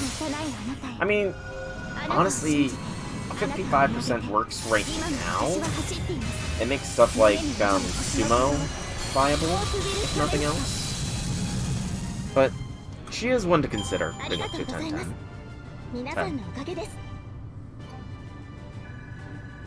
Suzuka. Bond 1. Alright, what's the after story, if there is any?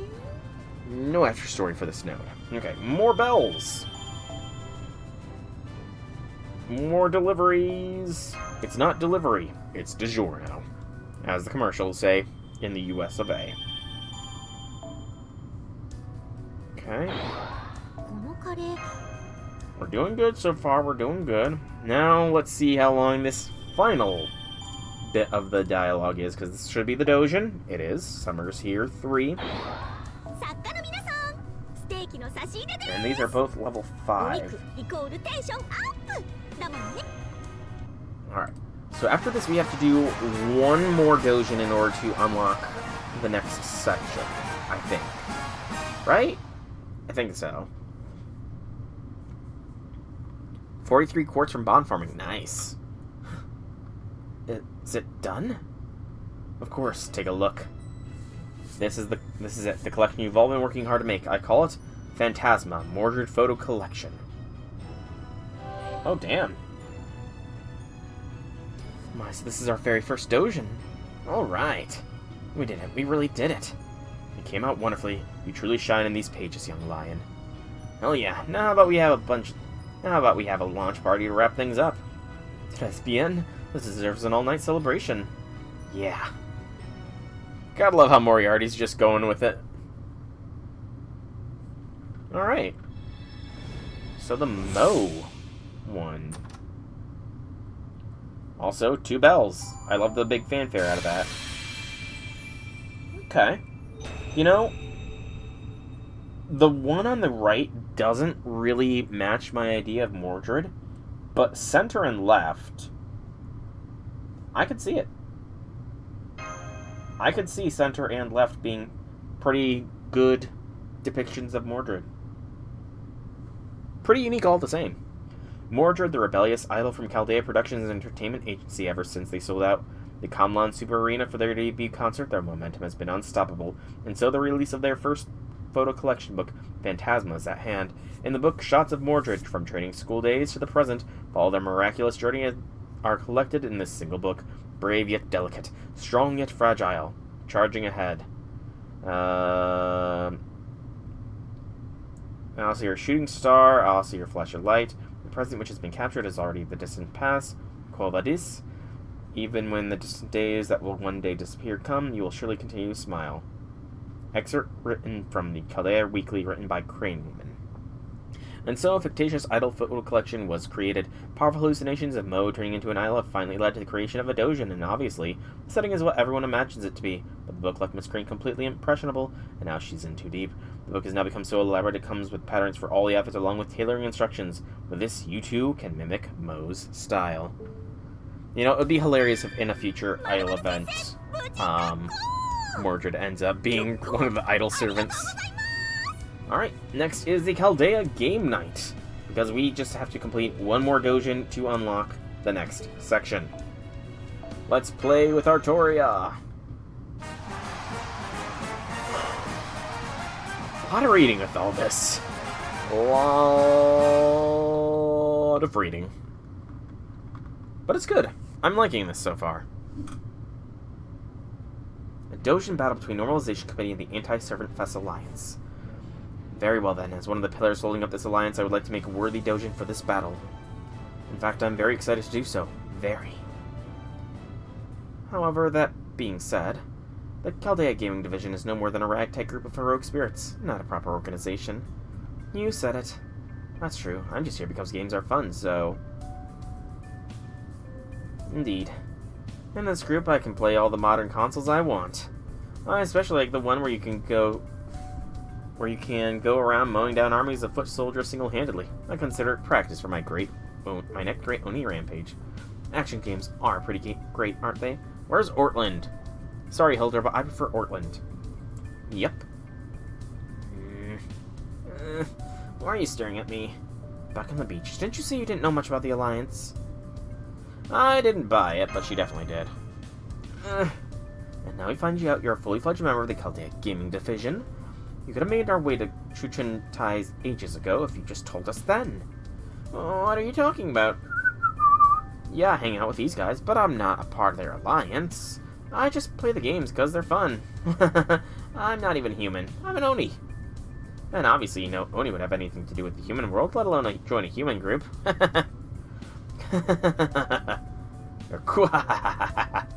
Trying to copy Dante's. We're dealing with a real oppositional Oni here.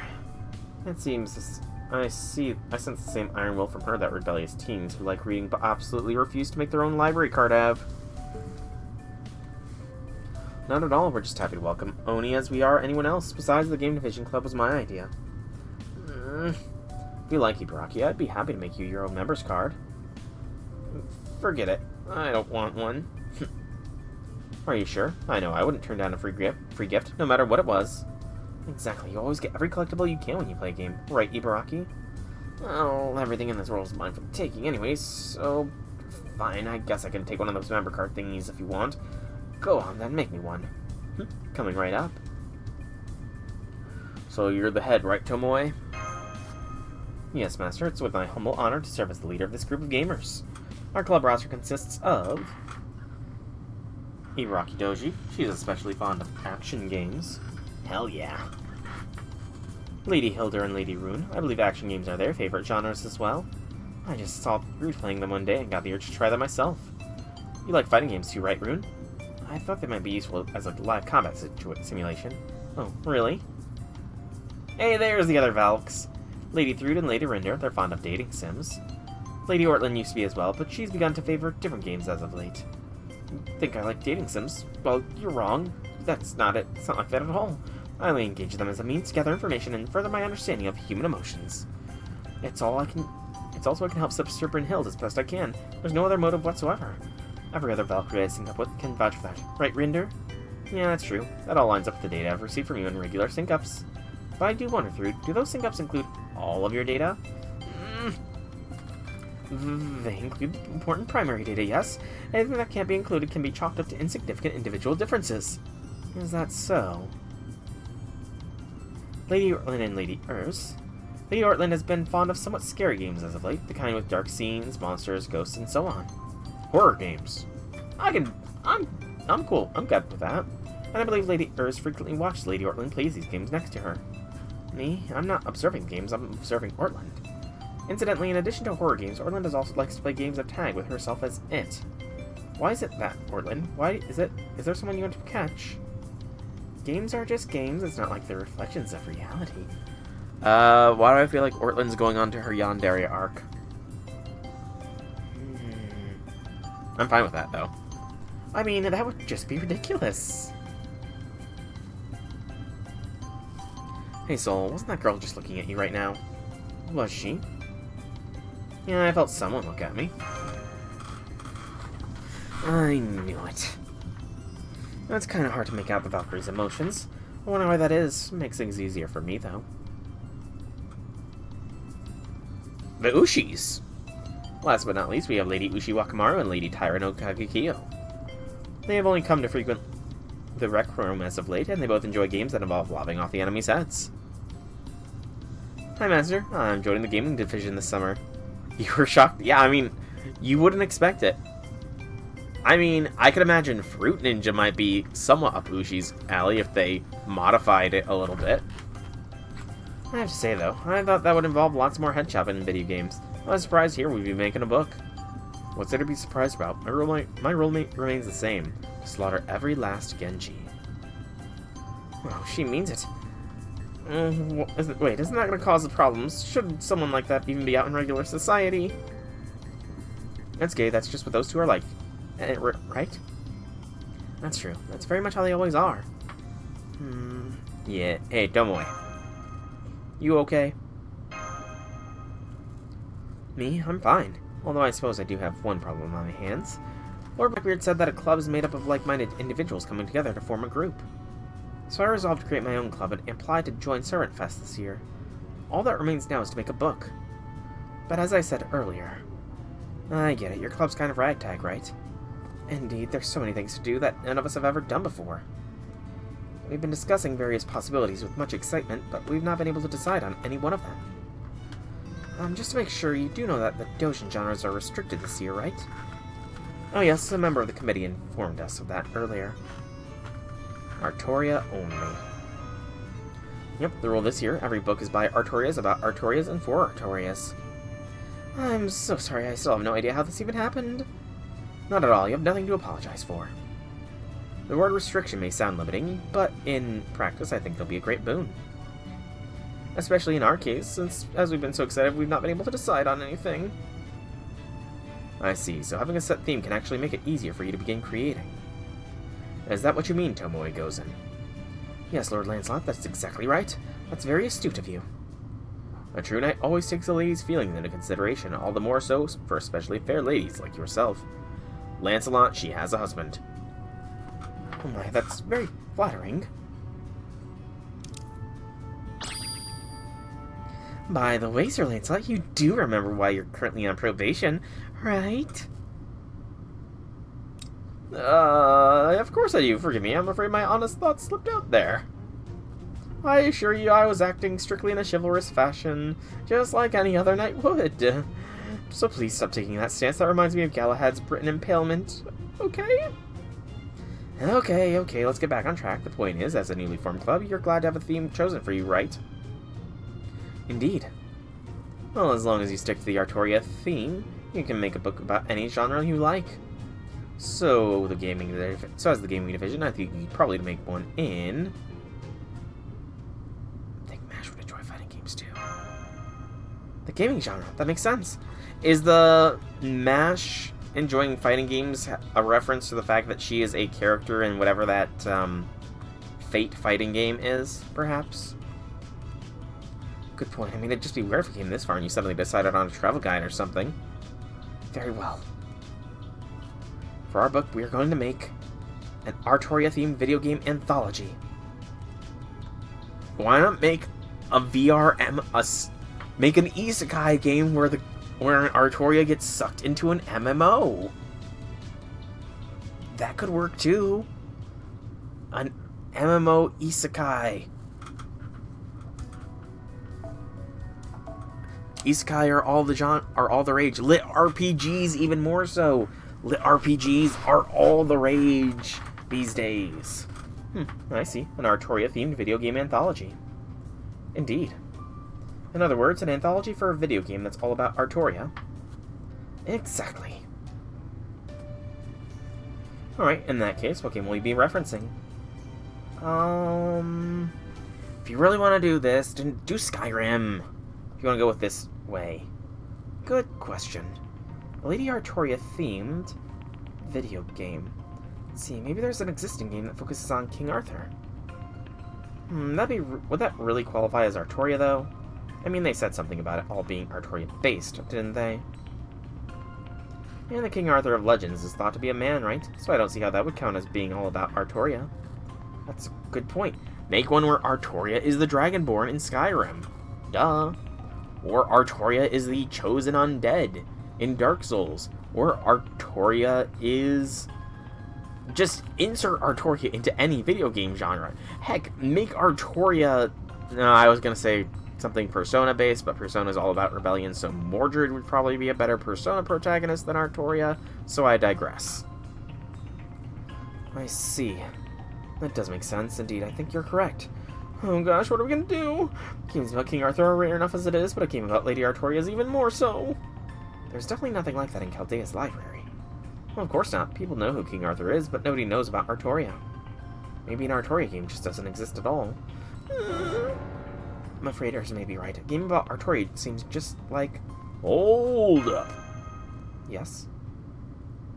Let's ask someone who knows everything about her before we make this decision. Someone who knows everything about me. Persona 5 is about rebellion, the others have other themes. I've not played but 5. I plan to eventually stream Persona 3 Reloaded on stream, but first I want to do Persona 4, and Persona 4 is getting a remaster that's supposed to be coming out next year, so yeah. And you came to me because, why? Well, Merlin was nowhere to be found, so... Okay, I know I'm basically Merlin's little sister. I mean, I'm basically everyone's little sister, so that all goes for Artoria, but still. At any rate, I don't believe we've had the pleasure girl from Fairy Britain. I believe you go by Castoria. Yeah, that's right.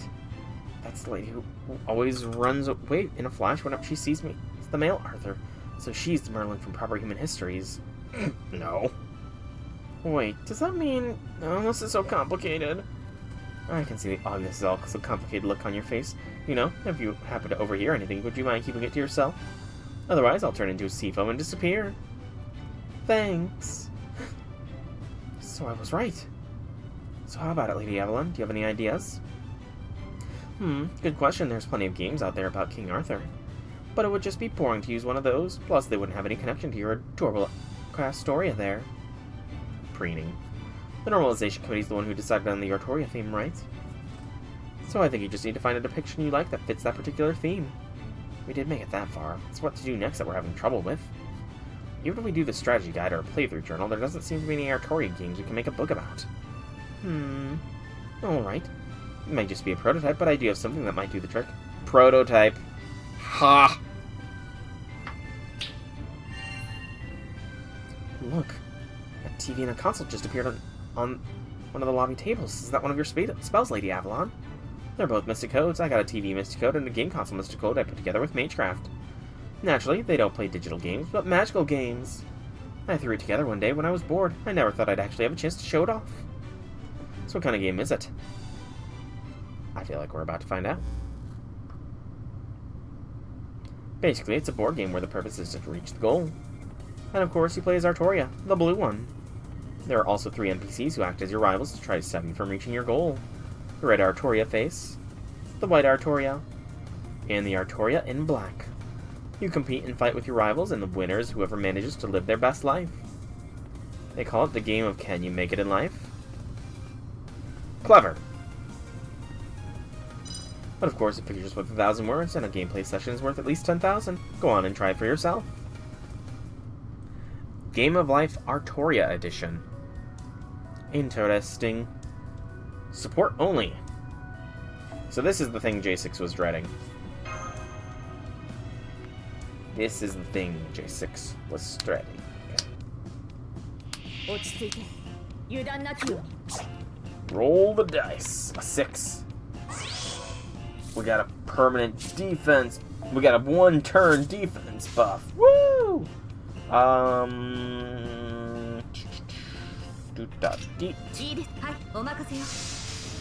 lot of game references in this Doujin section. Understandable. I like games. I really like video games, honestly. So I'm fine with that.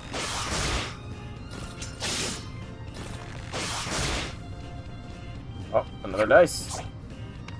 Ooh, that was close to a natural 1. No, the Knight of the Rebellion square. Oh no! Increased damage against kings. Oh no! Omega bomb away. Took care of the thing that was the most dangerous so far. That's good. Took out of danger. What's the dice? What's the dice? Another 6. Yeah! We're just getting such good rolls here, man. This is giving me the D&D for real. But it needs to be a D20. I need to see some natural 20s here, man.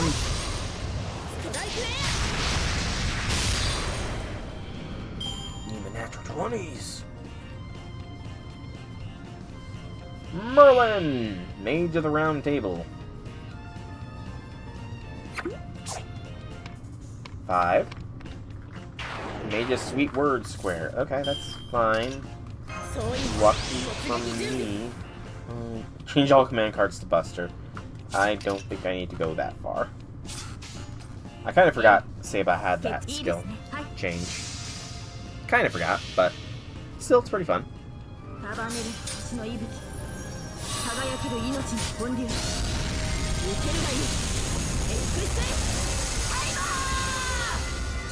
Gotta love hearing the Excalibur. Always a joy. Final wave. It's against them. Oh no, I should have saved my NP. What a fool I was.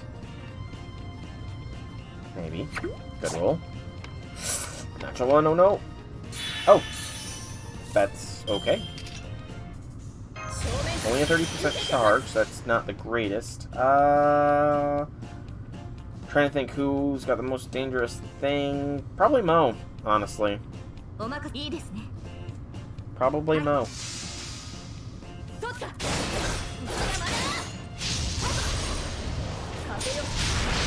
Good. We got another NP. We got this. We got this no problem, as long as we do not lose charge here.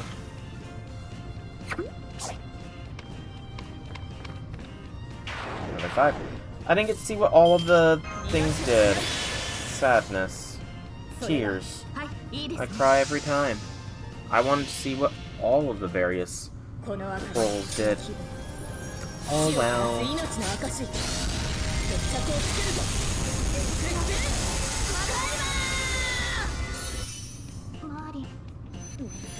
Cleared half of the shop. Oh, I still have the shop I need to check, actually, thinking about it. I should probably check the shop. So, current plan is I'm going to complete at least Section 3. I want to get to the point where I can get some new fighting places, honestly. Whatever the word for that is. Battle nodes, that's the word. I want to get some new battle nodes, and then I'm probably going to call the stream after I check the shop and level up the next servant on the level up order doc. The game of Can You Make It in Life? I see, so that's what sort of game this is. I see what is going on now. This is essentially a ripoff of the Game of Life. Copyright! Yeah, it's a game where you try to live a life. Try to live a life? That sounds kind of unsettling. No battle nodes after sections 3 and 4. Okay. If you have to try to live, does that mean there are things preventing you to begin with? Sure are. There are. Yeah, take a Sacred Sword spaces. If you land on one, you end up drawing the Sacred Sword. So what happens if you do that? You become the king, of course. And once you become the king, you can't live your own life anymore, which means it's game over. Not only are the sacred sword spaces all over the game board, they look at the goal at first, too, so you need to be really careful. Then again, I guess you could arguably call them a goal of their own right. That's complete trash. What an actual dumpster fire of a game. Landing on a secret sword space meaning your whole life is over. Couldn't you think of any other way to phrase that? Yeah, don't say that. Castoria here is the sacred sword. Poor Lady A. The other one just collapsed. Well, at least they got to play a real Hawartoria game, so all's well that ends well. Alright, well, let's move on. Yeah. Poor Hawartoria, she is the sacred sword. The embodiment of it. Man. I do wish that Castoria would have been given some more chances at life, but tease how it is. Tease how it is. Delivery. Delivery.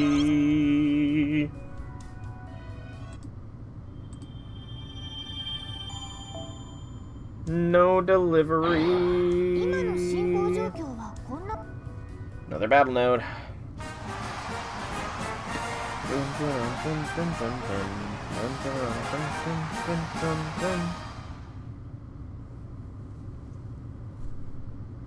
Well, why'd you come to see me today?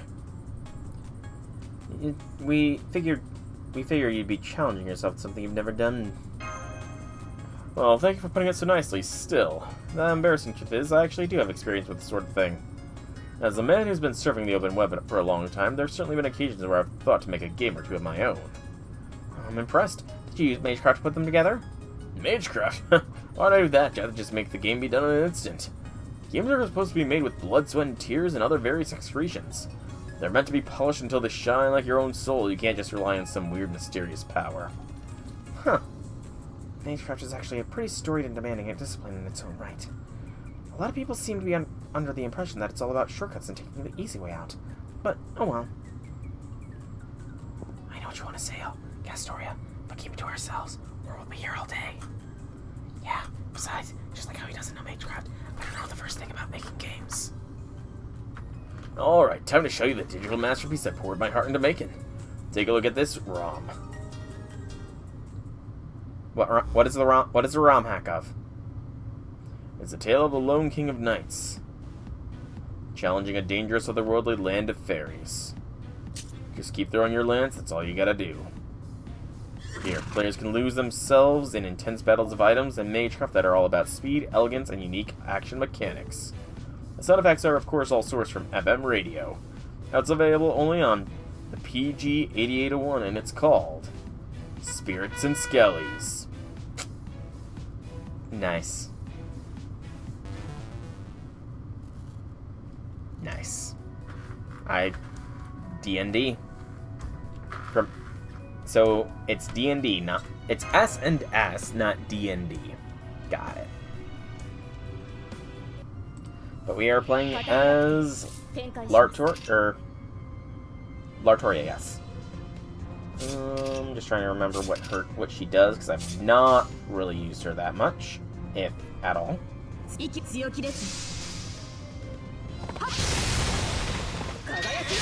Good lord, she has some NP generation on her arch cards. Damn. Okay. That was a quick first wave. Thank you for the... Oh, what's that? Ignore sure hits, reduce damage, nullify invincibility for 1 turn for yourself when attacking. So... backline first, then. So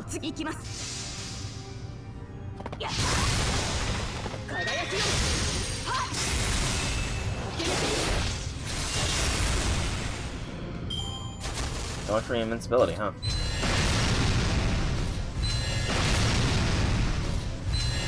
I do not recognize this NPC sprite, by the way. I don't know what they're from, but they look vaguely familiar. They have to have been from Avalon Lefay, but I cannot remember where. Okay. So far, so good. Beastmen and a dragon. The dragon. Dragon scale. You got invincibility as well. You have invincibility to everything but crits. Okay. Easy workaround. You are AoE, right? Yes.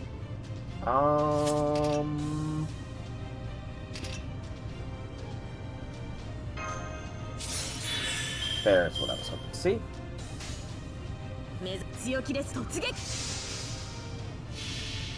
It's from the Burning Forest. Okay, I have vague memories flashing through my skull that are helping me to remember that. Yeah. Okay, yeah, I'm remembering now.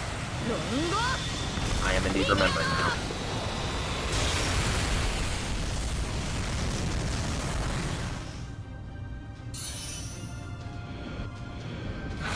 You can't crit with NPs. How did I...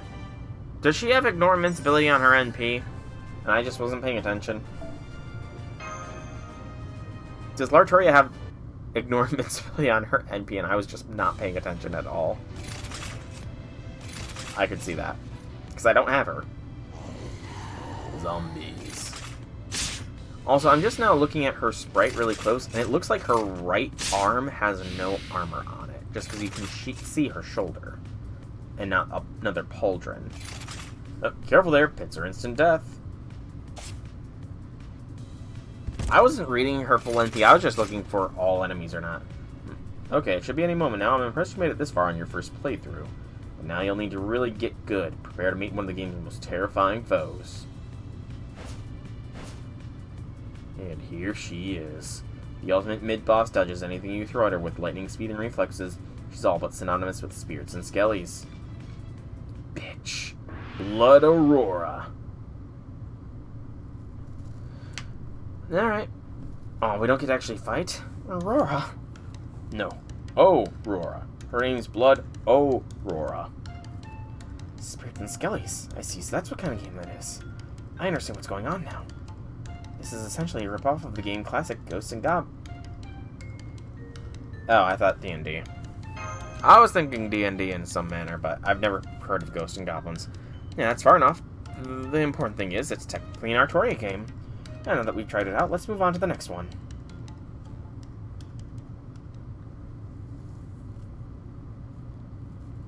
Okay. Almost got our third Doujin, so we can proceed with the story. So currently, it's seeming like it's video game, not a board game. True. There's Dungeons and Dragons video games. Baldur's Gate 3 is an excellent example of a Dungeons and Dragons video game. Honestly, Baldur's Gate 3 is one of the best games there is. So, you know. Okay. So this next quest should be the Doujin. Should be the Doujin, which means we can then proceed with the story. Gosh. I hope that there is no more locks that require us to get multiple freaking Doujins turned in. Because if there is, then that's gonna be very restrictive. Oh. You wanna know what I made? Well, I am indeed Ozymandias, the king among kings, who was the ruler of both the sun and architecture. That has nothing to do with the possibility that I have made a game about building and construction. Good grief, where did you commoners even hear about that? Go on, tell me, who spoke of such rumors? Oh, Oh. That was 2 hours ago, to be fair. Damn. Well, I guess next stream will be the other 3 Doujins. How can we put this? The kids!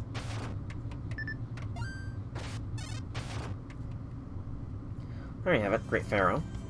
These kids have been going around telling everyone who will listen you made a game for them. Oh my, just look how much they're all enjoying themselves. You must have made a very fun game indeed, Lord Pharaoh. There's nothing in this world I cannot do, especially when it involves architecture. 2 battle nodes before second 6 so I can farm better. That's good. So you know how to make games, then? Of course. As I said, there's nothing in this world I cannot do. Exactly. This was nothing for Lord Ozymandias, an imperial privilege. With Lord Blackbeard kindly providing his technical know-how, it only took Lord Ozymandias a scant few days to... Need a Chris? Oh, forgive me for interjecting. It's alright. It's the truth, after all. Don't be afraid to share it. I'll even permit using our nation's public funds to spread the word. At any rate. So that is the girl, huh? Huh? Hawartoria, what about her? Yeah, he's not being shy about staring right at her. Huh? Me? I see. She does bear a passing resemblance to the sacred sword wielder, and yet they are very much unlike. I see she's also quite carefree spirit. I sense no trace of the aura that seemed to shield her counterpart like armor. Though in exchange, she does seem to be cloaked in a shell of different nature. I see. That does explain some things. The other one was quite unguarded in Ayaka's presence. I suspect this one is actually carefree by nature. What in the world is this guy talking about? I feel like he's talking about Fate prototype stuff. Ayaka is Proto-Arthur's master, is she not? You there, how dare you ignore Lord Ozymandias when he's speaking about you? At least bow your head to it before him, insolent girl. It's alright, Nidacris. Pay it no heed. See how she's the same class as the protagonist of my game? I can overlook a few slights for that. I'm still surprised both Blackbeard and the Fair decided to make games featuring people we know. But hey, at least it's working to our advantage here. So there really is a game about me? But, same class. Is this about Achan? I would love it if Achan is the protagonist of this one. And that's what all these kids are engrossed in playing right now. Oh, this is fun. I'm gonna go dig for diamonds. Oh, you're giving me more of them? That's sweet. Thank you so much. I put more shiny bricks in the community chest. Help yourselves. Minecraft! Yeah, that's just what I need. Thanks. This is totally a Minecraft thing, isn't it? Indeed, you can see for yourselves how much the children enjoy it. Nidacris, explain my game to them. Yes, Lord Ozymandias.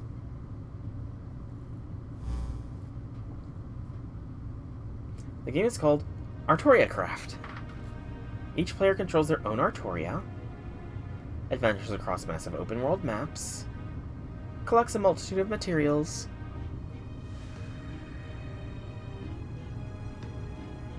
and uses them to build their own one-of-a-kind Camelot.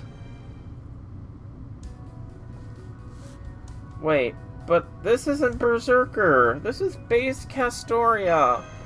I wanted to... He said same class, so I thought...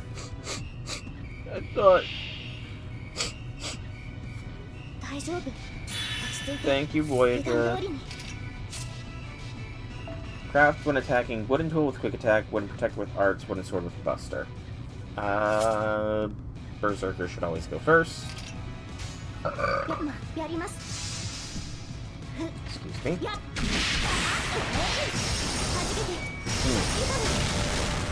So only crafts one thing. Got it.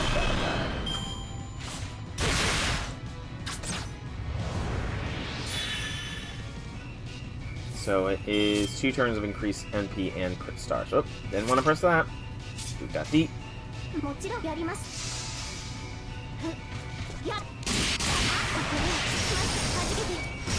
this one is going to be a little bit longer of a fight node, just for the fact that one servant, no offensive NP, but... I mean, who knows, I might end up needing to use the NP to cleanse debuffs or something. I could see that being a thing.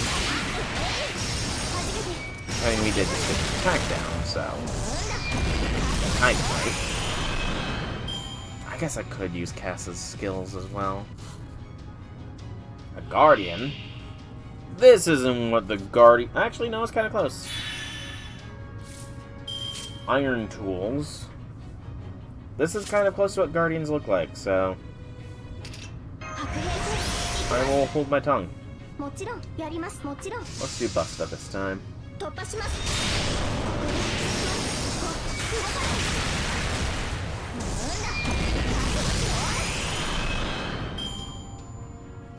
Final wave. Kukulon Wudan. I don't get that reference. Diamonds!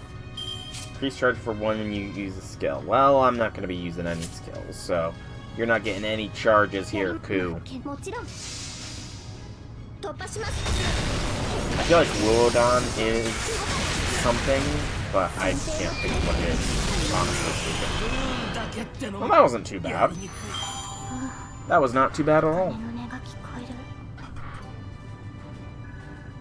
Okay. But that is the third Doujin obtained. Praise be.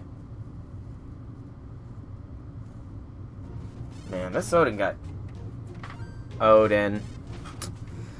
This is great. You can make stuff and break stuff in one game. You may not know this about me, but I actually like building houses. I like that you can make mountain mansions and sandcastles on the beach, too. My, it's wonderful to see you so enthralled in Ibaraki. Hawartoria craft, huh? So that's what sort of game it is. I understand what's going on now. This is essentially a ripoff of one of the most well-known and beloved games of all time. Mine. Are we allowed to say that legally?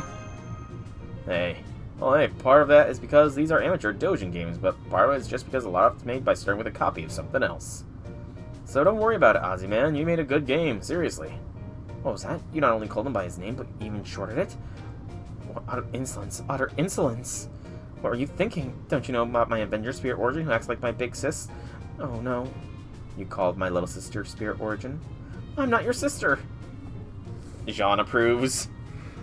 Oh, Jean approves.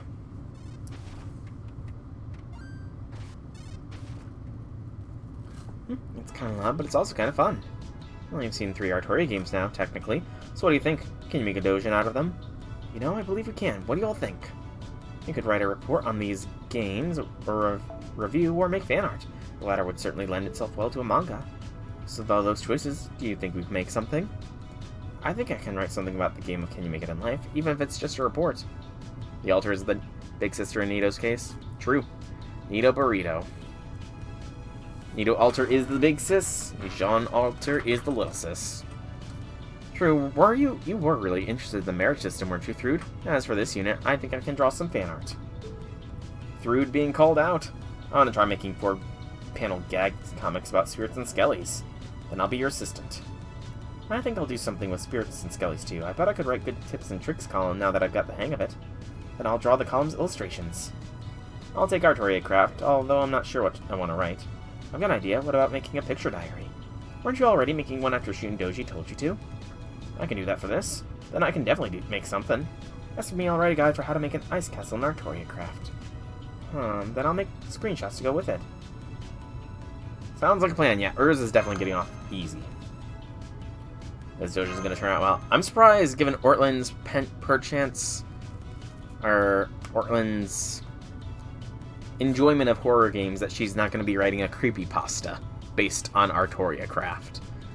What would it be called?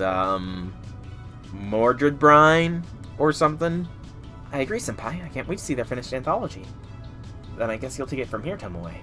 Oh, yes, I can. Thank you so much. I promise we will all work together to make a great Doujin. Merlin Brine? Yeah. Okay, that's a pretty good stylized artwork there of Hawartoria in sort of an 8-bit style. And we get Proof of Heroes and Chaldea Games Night Let's Play with Hawartoria. Walk it. Okay, I mean, it's more of a 2D, the Hawartoria craft, but still. Doujin published by Chaldea Gamers. It's a collaboration by Chaldean servants who play video games. Actually, it's the very first issue created by a club that was thrown together by the handful of people who just happened to be around when Tomoe Gozen was suddenly inspired to form a club for Servantfest. The first issue is a collection of general interest under the topics games themed after Hawartoria, including Spirits and Skellies, the game of Can You Make It in Life, and Hawartoria craft. Its contents are diverse and include reviews, fan art, 4-panel cartoons, diaries, strategies, screenshots, etc. That was a mouthful. I need a drink of water!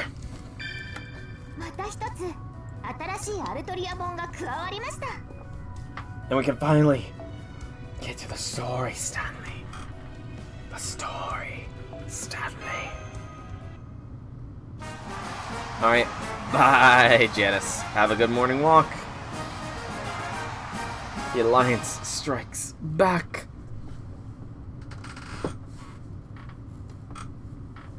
Servantfest Day 6 evening.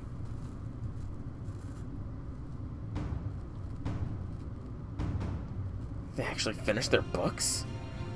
Yes, it's all thanks to everyone in the club's doing their very best. These are still test prints, though. We're just on our way to bring the finished data to the printers now. So they're submitting their drafts a full day ahead of deadline. Damn. But, is she okay? Yeah, her, the one with the 1,000-yard stare. She looks like the life's been sucked out of her.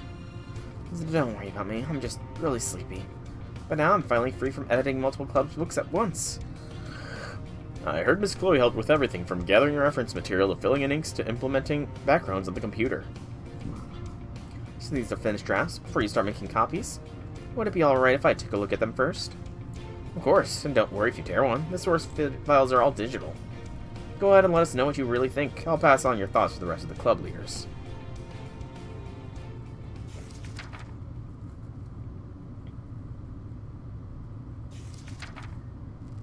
Uh-oh. Those aren't happy faces, Cass. Yeah, those are not happy faces. Okay, there's a happy face. Soul Match, this book is so much fun. The serious introduction makes you empathize with the protagonist right off the bat, and the plot twist with her huge jerk rival's attitude pisses you off big time. And you can see the rival's past and why she turned out the way she did, and you just can't help but root for them to fight together. I was kind of worried how this Hawartoria book was going to turn out, but it's fantastic. I never would have guessed a theme like this could give you such a great story. I'm totally going to go buy this book tomorrow. I hope I can thank the creators for making it in person. I see, that's right. This is your first Servantfest, isn't it? Well, there are even more books at the convention hall with all different stories. Even servants who are normally at each other's throats often become comrades in arms there. Just walking around the hall could easily take up a whole day. Make sure you remember to eat and stay hydrated. Oh, no kidding. There's so many different books in one place. Sounds like heaven. I hope I have enough of my allowance left to buy all the books I want. I gotta wonder what book she was talking about. Violin music meaning anything? Oh, that sound of a huge society de bonté, making their grand appearance if I ever heard it.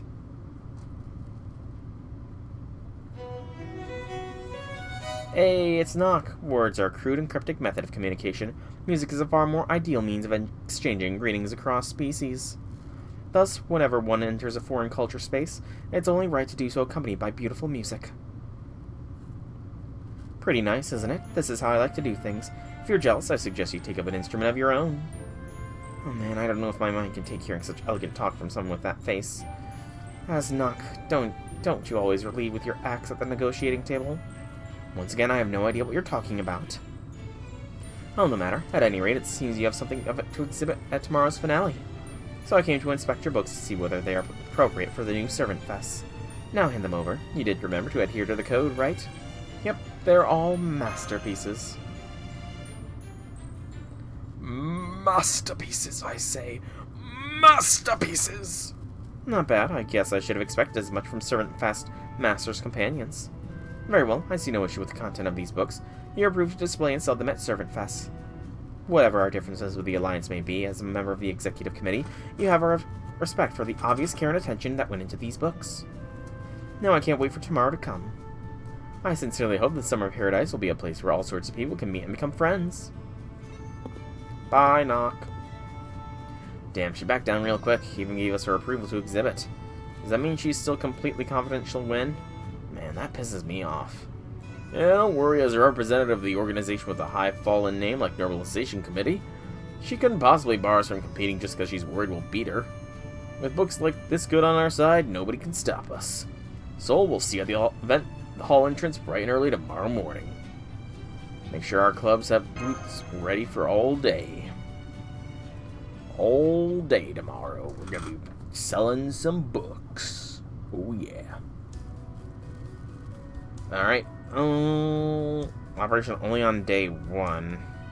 Wonder what that's about. This quest will continue even if you're defeated. The quest will not continue if we withdraw. No battle drops will be received if you are defeated. So, win or lose for this one. Glad that they clarified that. Servantfest Day 7 finale. 8 a.m., 2 hours before opening. What are we up against here? This can't be happening. What's going on? Every last booth to the third... and has the third to last thing any club wants to see. Uh-oh. Janta! What? Even my most horrible nightmares, I've never seen something so hellish. If those normalization committee bastards think they can get away with this. I see a Janta Doujin. I'm curious. Also a Jean.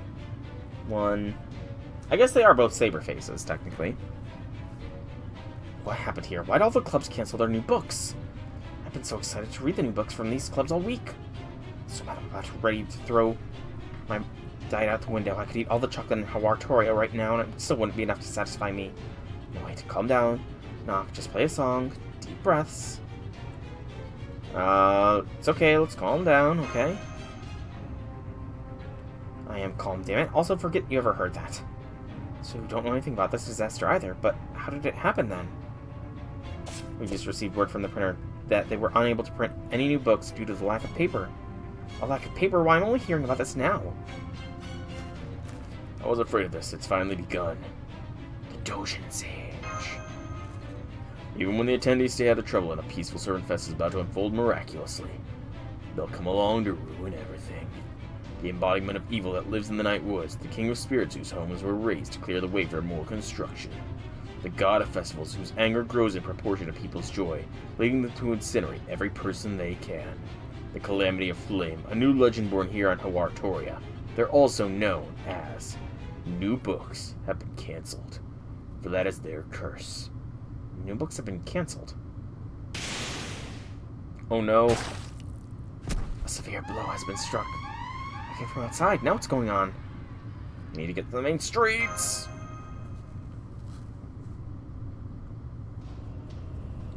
Flames.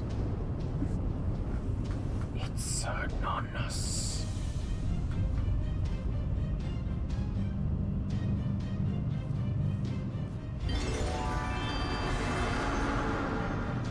It's Baobon. Whoops, I did it again. But it just feels so good to stickerize 100 defiant servants all at once. I knew I was right to wait until the last day of Servantfest. I burned so much bad with all these books around. And that's it. Keep running, little servants. Just don't expect me to go easy on you idiots. Been trying deity priestess. Does that mean she's the one of the three calamities? Stupid fairy's back again. Well, I'm through letting her do whatever she wants on my watch. Sol, Hawartoria, evacuate the attendees. The head of the executive committee. No, as a king, it's my duty to defeat her once and for all. Master. Call you back, Blackbeard, Shelter. Get the attendees out of here. Wait, don't tell me you're gonna try and fight that thing. Alright, this is your first reset. Well, don't. Anything you do are just... too late. I'm already going. It's the Enshrined Deity. The Enshrined Deity came from the woods just like we thought it would. It's the guardian god of criminals, the god of the forest here to curse our peaceful city. Oh no. Not again. Can't you idiots say something more entertaining while you're running for your lives? I mean, you knew this was going to happen, so it's not like you didn't have time to prepare. You could have come up with an allegory praising the deity, or a cheer for his priestess or something.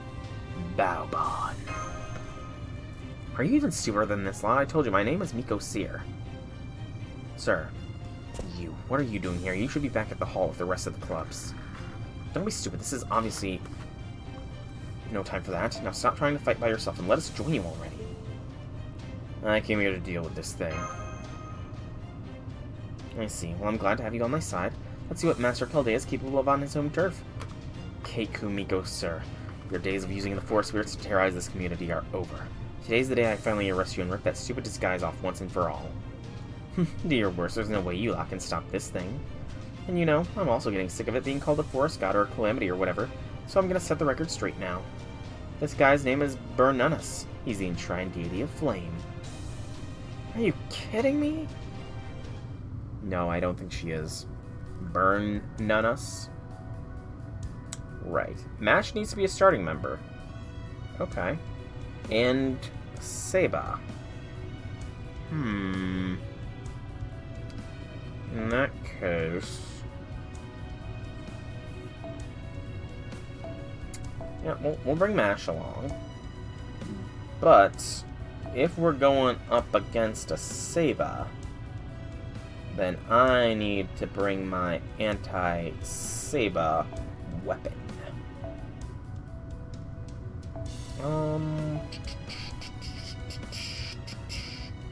Trying to think. What do we want to do? What do we want to do as far as this goes? Black Rail? Yeah, Black Rail. Just to be safe.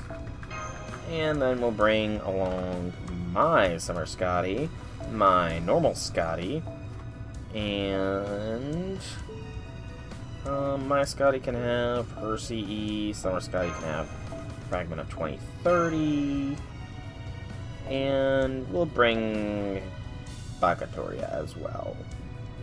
Please up high. No. Where is she? There she is. And we'll go on Mamashu.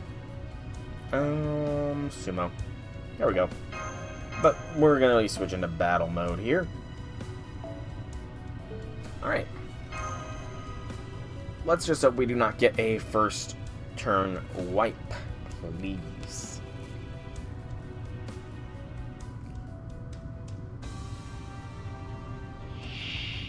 Burn on us. Shrine Deity of Flame, burn on us.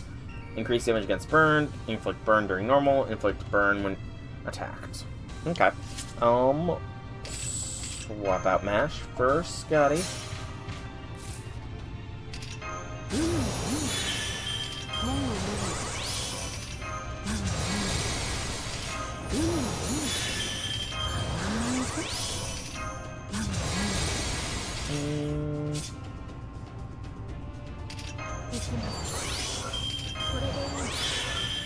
There we go, I think this will be enough. And we'll go for the stun as well, just to be safe. Boop bop beep. Let's see if there's some damage numbers here.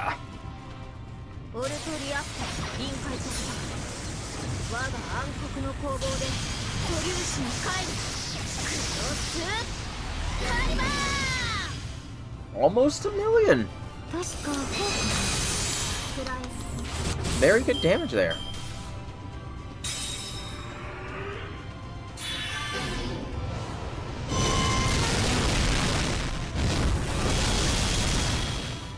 We won. It did a frickin' buff cleanse on me and a debuff cleanse on itself, which is so not fair. It was stunned, so I disagree with that happening, but whatever. Yay, I won. I knew my Bernunus wouldn't let me down. Alright, time for another reset. Looks like all your hard work was for nothing again. Sucks to be you. Attention everyone enjoying Hawartoria. I'm afraid we have some unfortunate news. As a result of extingent circumstances, Servantfest has been cancelled this year. In accordance with Servantfest Normalization Committee regulations, we will now initiate a reset. We are all responsible for this state of affairs. We advise Servantfest attendees to reflect on their behavior, and hope you all continue to enjoy Servantfest. Stick together, everyone. Look, I mean, is your stomach still injured? Can you stand? Come on, get off the ground and get over here.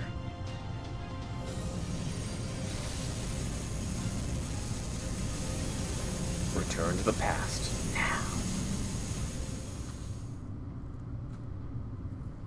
And that's section 3 done. At last. So long. So long. We unlocked. Okay, we got a new node. We have a new node. Hawartoria Secret Part 1. I will play it. I've got one of the 2 new nodes. I was promised 2 new nodes here. I'm going until I get 2 new nodes.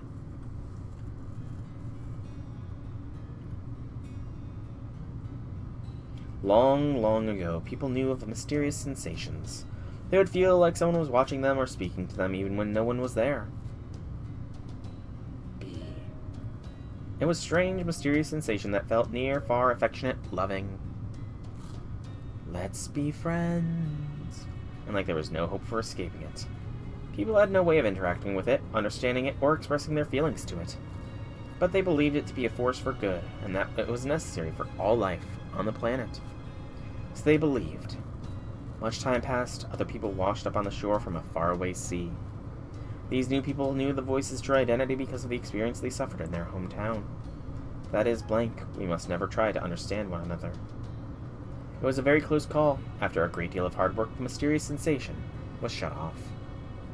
In this way, people's wisdom and efforts protected them from an alien invasion. I'm confused. I have no idea what is being talked about or who is talking. Servantfest Day 2. Why do we pass out for the full day? I'm fine, and so are Mash and Lancelot. Chloe headed straight for the Chuchen Tai for the moment she woke up. She said something about how she needed to take care of the clubs before their motivations dropped like a stone. Now it's just what? Is there a problem with me being here? I see, you're hiding some kind of weapon of mass destruction meant to threaten Servantfest, aren't you? Like a secret sword-produced bomb or something filled with tons of failed attempts to create a secret sword? Of course not! First of all, I'm a detective trying to solve this case, not sabotage it. Second, I never failed to create my secret swords. They're guaranteed to work every time. That's good to hear. You were making something that looked like secret swords in that battle just now, weren't you? I don't know much about them, but I have heard the secret swords are the best armament there is. It's very impressive you can create them and so consistently. I don't know if... Okay, I definitely say that, but it's all I have going for me. Really, that's it. I'm glad you're okay too, Knock. Same to you. I heard there was some tough humans out there, and I guess I heard right. Oh yes, Master Soul is a very seasoned survivor. Indeed, Soul and Mash are excellent combat buddies. I can always relax knowing they have my back. The two of you fought very well too, and I also noticed you appear to be good friends. Friends? Me and this runt. Runt? What are you talking about? We're pretty much the same height. Oh no, we need to check on the others. Right, good point, Master. Let's get in touch with Chloe and rendezvous with the rest of the Alliance. Demotivation. There you are. About time you showed up. I guess as long as you're okay, we're all good. Are you kidding me? We're a long way from all good, you know. All that work we did just to finish those books in time, only to be stopped in our tracks by a paper shortage. How could I possibly face the other clubs now? True, I'm used to this sort of thing after going through 6 resets, but it still hurts when you really give it your all. If there was a Servantfest god, they must be dyed-in-wool sadist. Oh well, second reset was like this too, so at least I don't have to worry about dying from the shock this time. Wasn't the second one where you guys messed everything up? Oh, you mean what they say about the anti-Servantfest Alliance going around to the other clubs and stopping them from printing their new books? Yeah, that wasn't us. The new books from the clubs that were buckling down and focused on their Doujin just got cancelled on their own. Really, that's just like what happened this time. Then the real cause for the second reset must have been... Correct, a dearth of paper. Mademoiselle, can you please tell us where we might find the alien's printer? The city outskirts, it's built in such a way that it should be able to keep operating no matter what happens in the city. But if I fail to consider how a paper shortage could bring operations to a halt. I wonder why the Queen of Sheba didn't tell us about this. She's the one running the printer. If you have a penalty in place, that's your answer. True, I definitely wouldn't put it past that one. For someone as cheap as her, something like paying a penalty fee is probably physically painful. Anyway, that aside, what are you doing here with them? You're gonna blame us for the reset again, even though the biggest victim's here? So you say, but this doesn't change the fact that your ideology is still dangerous. The flames clash. If paper shortage was responsible for the second reset, that means there wasn't enough paper during the first, right? Then maybe the printer shut down after that because of some kind of trouble. I just figured it out. Hawartoria is a singularity, so every material used here has to come from somewhere on the island, right? So if there's not enough paper to go around, wouldn't it mean there aren't enough trees to make it? Forest fires. Hey, yeah, animals aren't the only victims of forest fires, so obviously trees are too. What have you been doing all this time, Nock? You're usually way more on top of what's going on in your territory. Sorry, it's true, I've been putting off dealing with a forest fire. But the Normalization Committee's job is strictly to oversee Servantfest. We don't have the resources to look after the whole island. A fair point. The manager who failed to report the paper shortage is a problem we'll certainly have to deal with later. But right now, if the forest fires are causing Servantfest to be cancelled, we already know who's responsible. Vernunus, the festival god of flames, and its shrine maiden, Keiku Mako Ser. So wouldn't defeating them be enough to stop the forest fires and by extension the paper shortage? I think you're right, which would mean defeating that fairy is the only choice we have. I'd love for everyone on this island to be able to resolve their differences peacefully, but I guess that may not be realistic. The time's finally come to teach that damn priestess fairy a lesson, huh? Then let's head for the forest. Rest assured, You'll have the full might of the Alliance with you every step of the way. What are you talking about, Blackbeard? Did you forget that the drawing schedule is an immovable object that doesn't have rooms for a single wasted minute? Yes, ma'am. I'll make sure everyone always has enough tea, ma'am. Don't worry, everyone. Where the field hop seems, so we'll go investigate the woods. Besides, we were planning on going there anyway, but that's okay with you, right, Soul? Of course. Wanna come, Knock? Where'd that come from? Are you trying to win me over or something? If you're gonna investigate too, we'll succeed if we work together. I see. True, I guess that would be more efficient. Alright, I suppose I can impose on a human who only just got here. I'll authorize you to investigate the forest region as long as you remain under my supervision. Our goal is to neutralize Kumiko Seer and burn Unnus, the festival flame god. Besides, they say the animals on the west side are pretty violent, so someone has to keep you safe while you're there. Aw, implying Castoria can't keep us safe. And is this where we get Knock permanently joining? It is. New servant. You're Caldea's master. Uh-huh.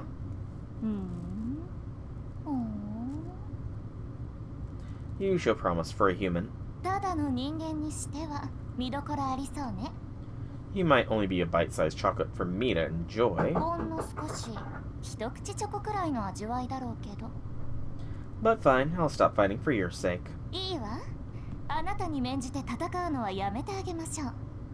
So she joins for the duration unless you finish the thing, and then she joins permanently, so standard stuff. Queen's Grave, debuff immune for 3 turns, HP recovery each turn, NP gauge each turn for 3 turns, and NP gauge for all allies in My Fair Soldier state. NP, her skills, debuff resist, crit star drop rate for all allies when on field, that's pretty good. For crit stars each turn, NP gauge each turn, that's pretty good as well. Heavy, so an AoE 4-star arts foreigner. Okay. Not bad. Interesting, for sure. We got a VVV stick. Haven't I gotten one of those before already? I feel like I have. And we've gotten the Ascend and Quest and such quests. Still do not have any new things here, so I'm going to keep going for now. I really hope that I'm getting close, because I've almost been going for 3.5 hours here. I do not want to hit the 4-hour mark for this stream, because this is already long.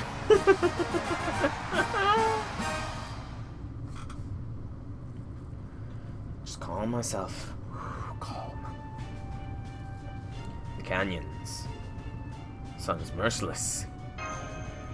Hawaiian Islands, especially the islands of Hawaii itself, are volcanic, and so there are lots of wastelands created by magma flows. Some regions have especially large wastelands filled with volcanic rocks that are said to look like the surface of the moon. So this is one of those moony places, huh? It looks more like Mars to me. I don't see anything volcanic either. Indeed, this one seems more like a desert than anything. It reminds me of the wasteland near Las Vegas. I doubt any normal life forms can stay here for very long. Yeah, that's not fair. There are water reserves here and there, and plenty of big boulders that provide shade. Urban living makes servants so weak. I can't stand it. I actually like this wasteland. You do? That's good to hear. Now that I look closely, he really is dressed for the heat. Anyway, we'll be at the woods soon, so don't expect things to cool down in there, okay? Let me know if you start feeling ill or exhausted. We can take a break and I'll even play some music for you. You're being awfully nice to him, Knock. What's your game? What could I hope to get from enslaving a single human? I'm just returning this courtesy. The Anti-Servantfest Alliance's ideology might be dangerous, but that's neither Soul or Mash's fault, right? I can tell they're just helping the Alliance because they're too nice to refuse. It's also why they're not making any excuses for any of its members. You're just as observant as her too, which is only more confusing. Well, never mind that. Is there anything we can do to watch out for in the woods? Allison, do you have any idea where Balbon might be hiding? Balbon Sith? Who's that? It's the Enshrined Deity Priestess's true name. I see. You're awfully knowledgeable, aren't you? Does that mean anything I should know about? I believe it means woman fairy. Sith is the name for fairies in general. For example, there's also cat Sith or cat fairies, and Ku Sith or dog fairies. Another kind of female fairy is the bean Sith or banshees, I believe they're called nowadays. Speaking of which, does your name have any special meaning? Of course it does. You know the Southern Cross, the red light shining in the night sky. In this land it's called Yarandu. I don't know if I pronounced that properly or not. Burning trees. Smells ashy. They're supposed to be more lush. I can't believe what I'm seeing. The air's so dry and the sun's so strong, it's causing the trees to burn from the inside out. No wonder forest fires are so frequent here. This is nothing like any forest we know. Are these woods part of a nature preserve? Yes, they are. They're untamed Hawartorian woods that only qualified personnel are allowed to enter. As for why you need qualifications, here they come. Multiple hostiles incoming. Everyone prepare for battle. Battle. Okay, I'll bring Lancelot, sure. And this does look like a 3-star node, just based on what I'm seeing, so I'm going to switch to all 3-star CEs here. And I'm also going to be tagging out Suzuka for knock. Because there is the use her in 10 different quests thing that I gotta pull off. Yes, yes, yes. Alright, let's go. I said, let's go. Okay, we gotta be getting close to being able to unlock this forest quest, and I can claim stuff from the shop, claim my master missions, level up to Lawlock real quick, and then can call this. I really am enjoying myself. It's just, this has been going on for a while, and it's been a lot of reading. I love reading, don't get me wrong, but, you know, I'm getting flashbacks. This is definitely a Nasu written event.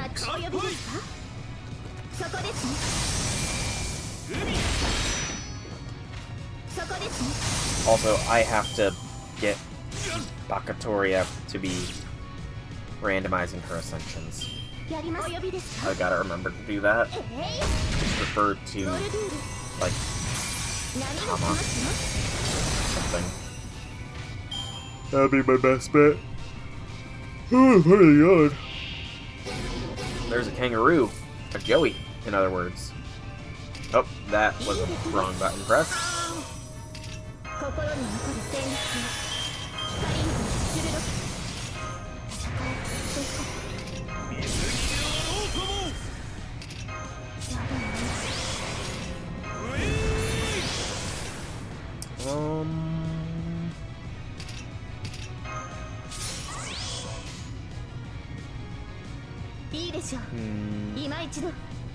I don't know if I'm gonna...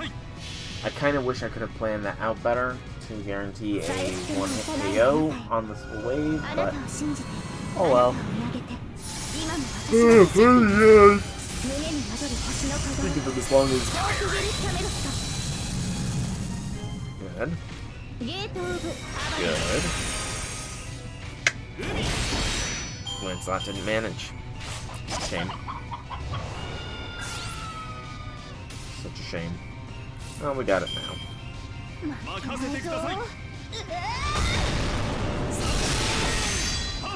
There we go. Easy. Easy, easy.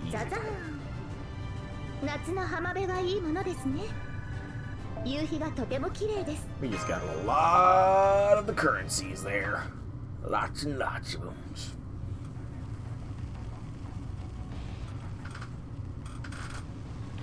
Everything's on fire and we didn't even do anything. We gotta put this out. Come on, Lancelot. Ardenite the blaze. There'll be no dieting. Just because the Lady of the Lake gave me my sacred sword doesn't mean it can produce water. Hawartoria, you're a mage, right? Can't you conjure up some water? Conjure water is a super advanced spell, so I don't think I'll be able to pull it off under duress. Fire keeps spreading. If we don't do something, it'll burn down the whole... Cover your ears and get down, you fools, or you'll get blown away with the flames. That voice, fraught with tension as it may be, it's still music to my ears. Whoever it belongs to must be a woman of impeccable beauty. Get down! Get down, Mr. President!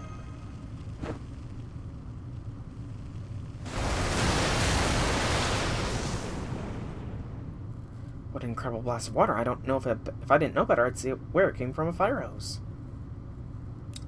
It certainly did, and it seems to quell the flames. Allow me to express my heartfelt gratitude, my fair maiden. Vargas, the firefighter.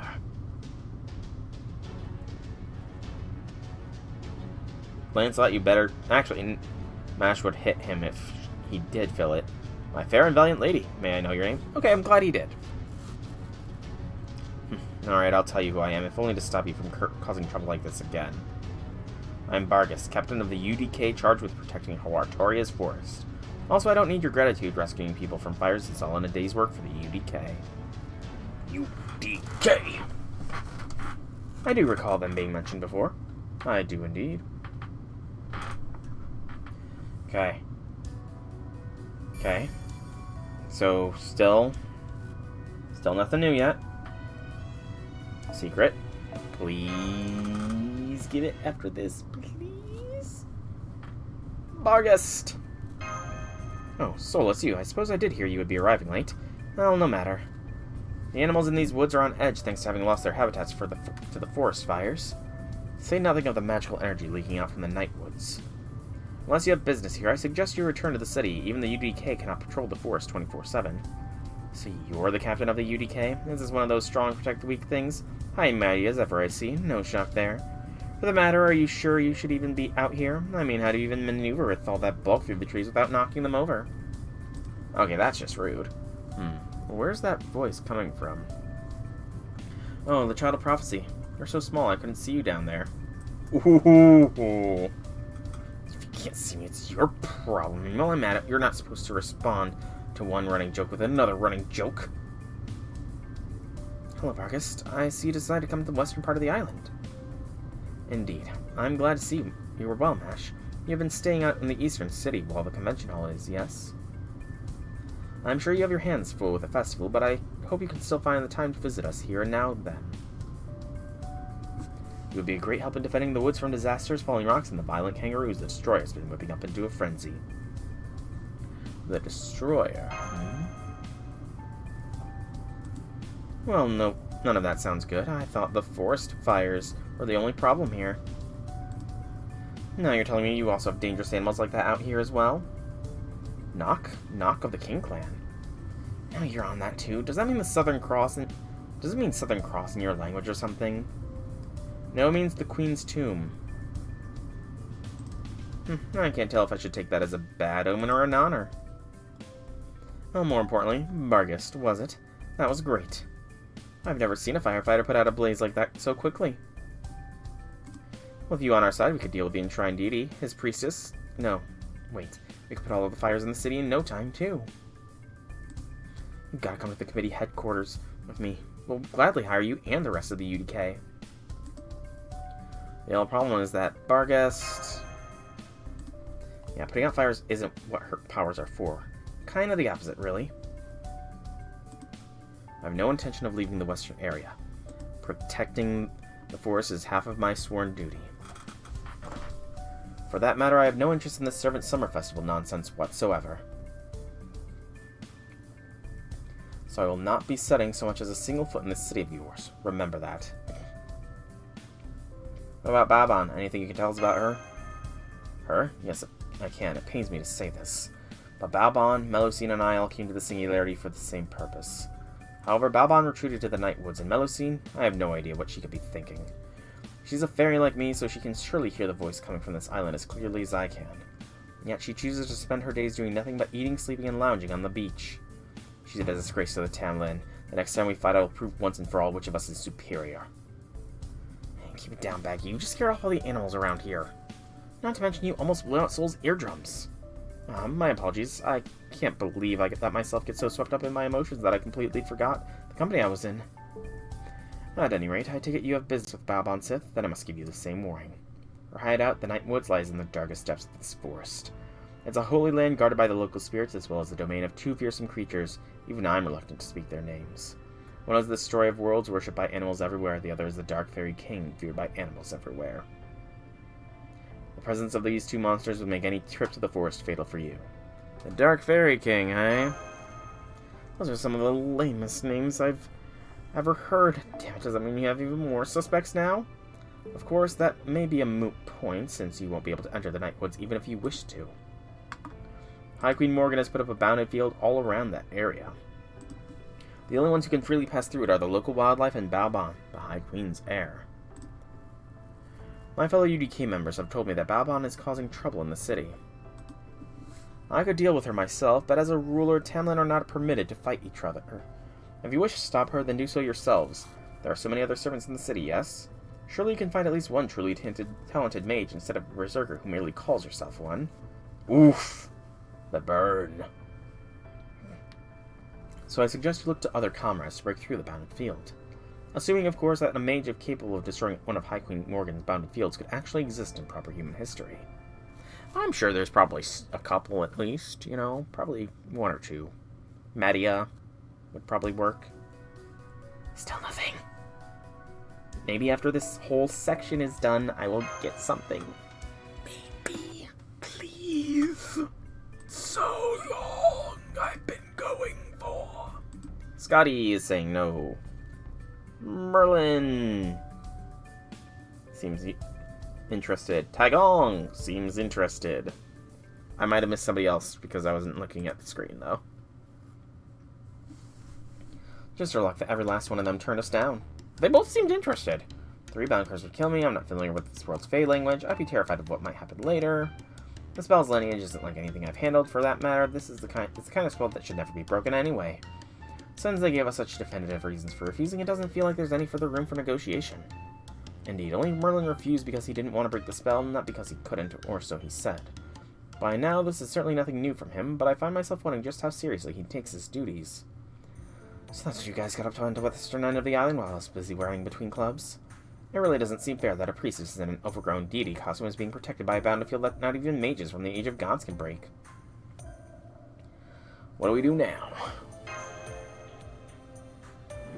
Well, I can't tell you not to bother with asking my original. She's only good at crossing boundaries, not bounded fields. Sure, she might act all easygoing and breezy, but she's a serious-minded monster at heart, the kind who likes to put up her own bounded fields so she can hide behind them. Usually Himiko would be perfect in this situation, but her mirrors can't reflect a lot of light in those dark woods. Hello, Cat. It sounds like you know a lot about the Western Woods. I tried going there to beat Miko Seer myself once, but I got so lost I couldn't tell my tale from a hole in the ground until the UDK found me. I still can't believe this cat couldn't even sneak her way into an enemy fortress. How the mighty have fallen. I guess I'll just have to ask the Daikokuten for tips on how they get around rat guards. Oh, hello. I love your outfit. Are you one of the local idols? You seem like you'd be great at singing and dancing. Hey, good eye. Thanks, but you're about 2 years too late. Right now I'm just everyone's favorite waitress. Woof. That aside, I'm surprised you're so willing to work with Master on getting that false priest of that false priestess. The last I heard, everyone aligned with the Alliance was supposed to be a target for banning. So it has nothing to do with the Alliance, also he's been very cooperative with the committee. Fantastic. If you've got your head on straight, then I guess I can give you a special piece of advice. Since ancient times, there's been an expression too many people forget. Leave it to the experts, every man to his trade, let the chef do the cooking, let the cat stay curious. Meaning, if you want to know about fairies, ask another fairy. Oh, and I don't mean the hip-hop dancer. Hip-hop dancer. After sunset, go to the beach. As long as you have an ice pop, he's sure to show up. I don't remember any fairy like that at the beach. Oberon, I remember he had an ice pop in hand. He did have an ice pop in hand. I do recall that. So have an ice pop and speak to Oberon at the beach. Got it. That's quartz. Did we unlock something? Ramune ice pop is exchangeable in the event screen. Please. Yes! Finally, I got something. Praise me. Okay, so. Rapid fire here. We're gonna claim some rewards. 1 errand quest. 5 errand quests. 10 errand quests. 15 errand quests. Cannot be done. Okay. Write 1 Artoria book. 2 Artoria books. 3 Artoria books. Has unlocked the 4 Artoria books. Okay. Then there is 400 AP pounds, 400 Kona beans, 400 tropical nuts, 300 energy drinks is not done, nor has the curry, nor has the emotional stakes, and there's just more stuff. Okay, now we're gonna buy the ice pop to unlock the next story quest. I'm fine with that. Then we're gonna do the Noble Son of Summer wardrobe key for Gwain's Spiriton outfit. Has been unlocked for unlocking. Or just unlocks. I don't know. Oberon Spiriton dress. Sure. The Breezy Summer Prince is being unlocked. Woo. Then there is the Strongest Knight of Summer for Saber Lancelot. Just going through rapid fire here, man. Rapid fire. And then there is the Scotty. Why is Scotty getting one? I didn't realize she got one. I must have not been paying attention. We have Tristan's. Good. Tristan's unlocked is good. Cool. Who's this last one here? Chloe's serious mode. Sure. Coolness. Awesome. We're just unlocking all the Spiriton mode dresses. I can get the Apart But Together CE. It's going to the present box. I can get a Beyond the Bubbles CE, also to the present box. Ah, the VV sticks are Ascension material. Got it. Okay, that's all I can really afford. So I'm gonna go to the present box now so I can get these CEs and read their entries. So Apart But Together, we'll read this one real quick. The Trung Sisters. The sound of music lures one to find two knit sisters together. The plucking of strings and tinkling laughter feels like a blessing to one's ears. This is just another midsummer afternoon. And Beyond the Bubbles! Takasugi and Unknown. 10 NP are quick, 15 stars, blah blah blah. The ocean connects to the outside world, listening to the sound of waves and smelling the sweltering tide can make a cup of sake even more delicious. It's even better if joined with one's mentor. And this is an Omni drop for the secondary currencies. Okay. Now, with that done, I'm going to go to the enhance screen. I'm going to filter to only show the foes again. No, I want only the foes because I need foes here. Because I'm going to now do the next servant in the lineup is going to get leveled up here. So, 40 foes, because I said I would. We're going to go to servants. Yarandu, not she's going to get done next time, but I'm going to be taking care of Talalak here. Where is she? I'm blind. There she is. Okay, so foes first. Because she is the... Just make sure. Yep, she's the next one. So we're going to get Talalak done, and then I'm going to be calling the stream. Approaching 4 hours. It's been a long one. A very, very long stream. But, you know, long streams can be fun at times. At times. Not all the time, but some of the time, long streams can be fun. But this has been a lot of reading. A lot. Also, I need more foes. Or XP. Give me, like... I'll take that. Give me 200 more. That should be enough. Between everything and... Alright. Talalak time. Let's go. So we're gonna get Talalak there, and then we'll be done. Leveled up, as you see, I still have room for development. I feel like Talalak's gonna be another one that I'm going to be having out of rotating ascensions. Just gotta remember to do that. But yeah. Did not get as much just free chatty talk about time and life and day and stuff this stream, just because a lot of reading. A lot of reading. I do like the second ascension too, that's kind of why. I've changed. I made it so I can match my brother, not Chaldea. I'm not even gonna try to pronounce that name, but it's a 3-turn attack buff, and crit strength and sure hit for all allies for 3 turns. Remove 1 guts from all enemies when successful. Removes their... Okay, that's actually pretty niche, but useful. So guts removal as well. I wonder if that could be used in any interesting ways. I feel like there's a advanced quest that I could use that on to great effect. I just can't think of it off the top of my head. Since you seem to have taken a liking to it, I'll stay in this guise for a bit longer. No need to play dumb. I can tell by the way you look at me, you know. Pure Prism and more enhance. Keep enhancing Talalak. Or Tenla. No, she's just Talalak. I'm not even gonna try and pronounce the other name because it's been too long. Tanak Titlin. I remembered it. My brain, the neurons fired, or something like that. Her final ascension, I would say, is her weakest. Our name is simply taken for appearances. My true name is Tenochtitlan. I'm considered the heart of the Aztec Empire. I'm the incarnation of the city of water and flowers. I reveal this form only to my most prominent priests. You understand what this means? Yes. Link of the Moon for quick for 3 turns, arts for 3 turns, crit strength for 3 turns, and damage cut for 3 turns for all allies. 3 times 3 turns. Keep going, we're almost there. Just keep on trucking on. Keep on trucking on. Alright. Final ascension is...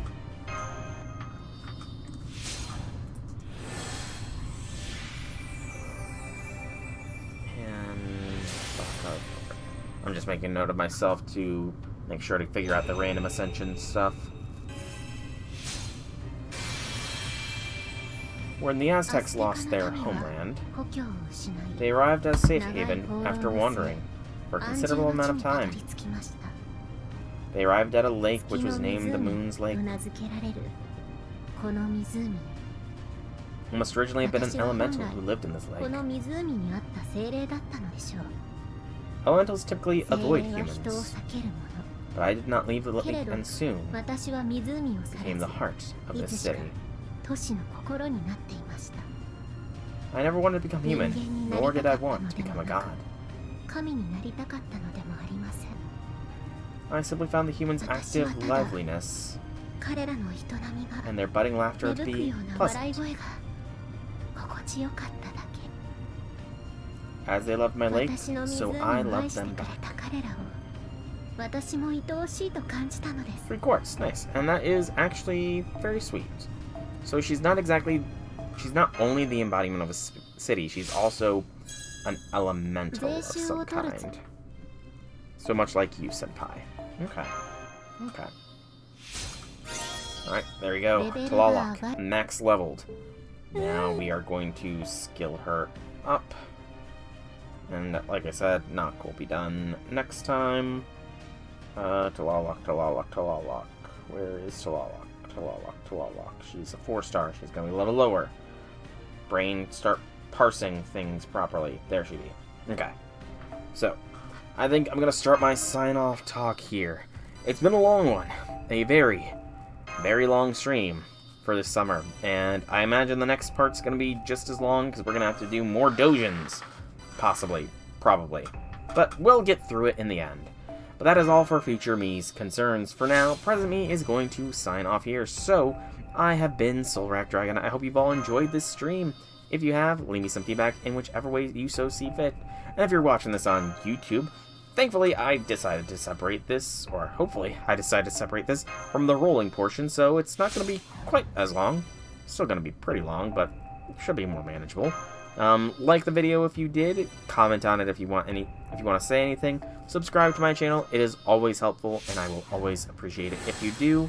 Follow me on Twitch so you know when I go live, and join my Discord in the description down below so we can chat, you can join my community, all that good kind of stuff. The Discord is definitely becoming more and more active now, and yeah, so I think that's all for me. Once again, thank you all so much for coming out. I hope you enjoyed, and have a fantastic evening, everybody. There we go, she's 666 as well.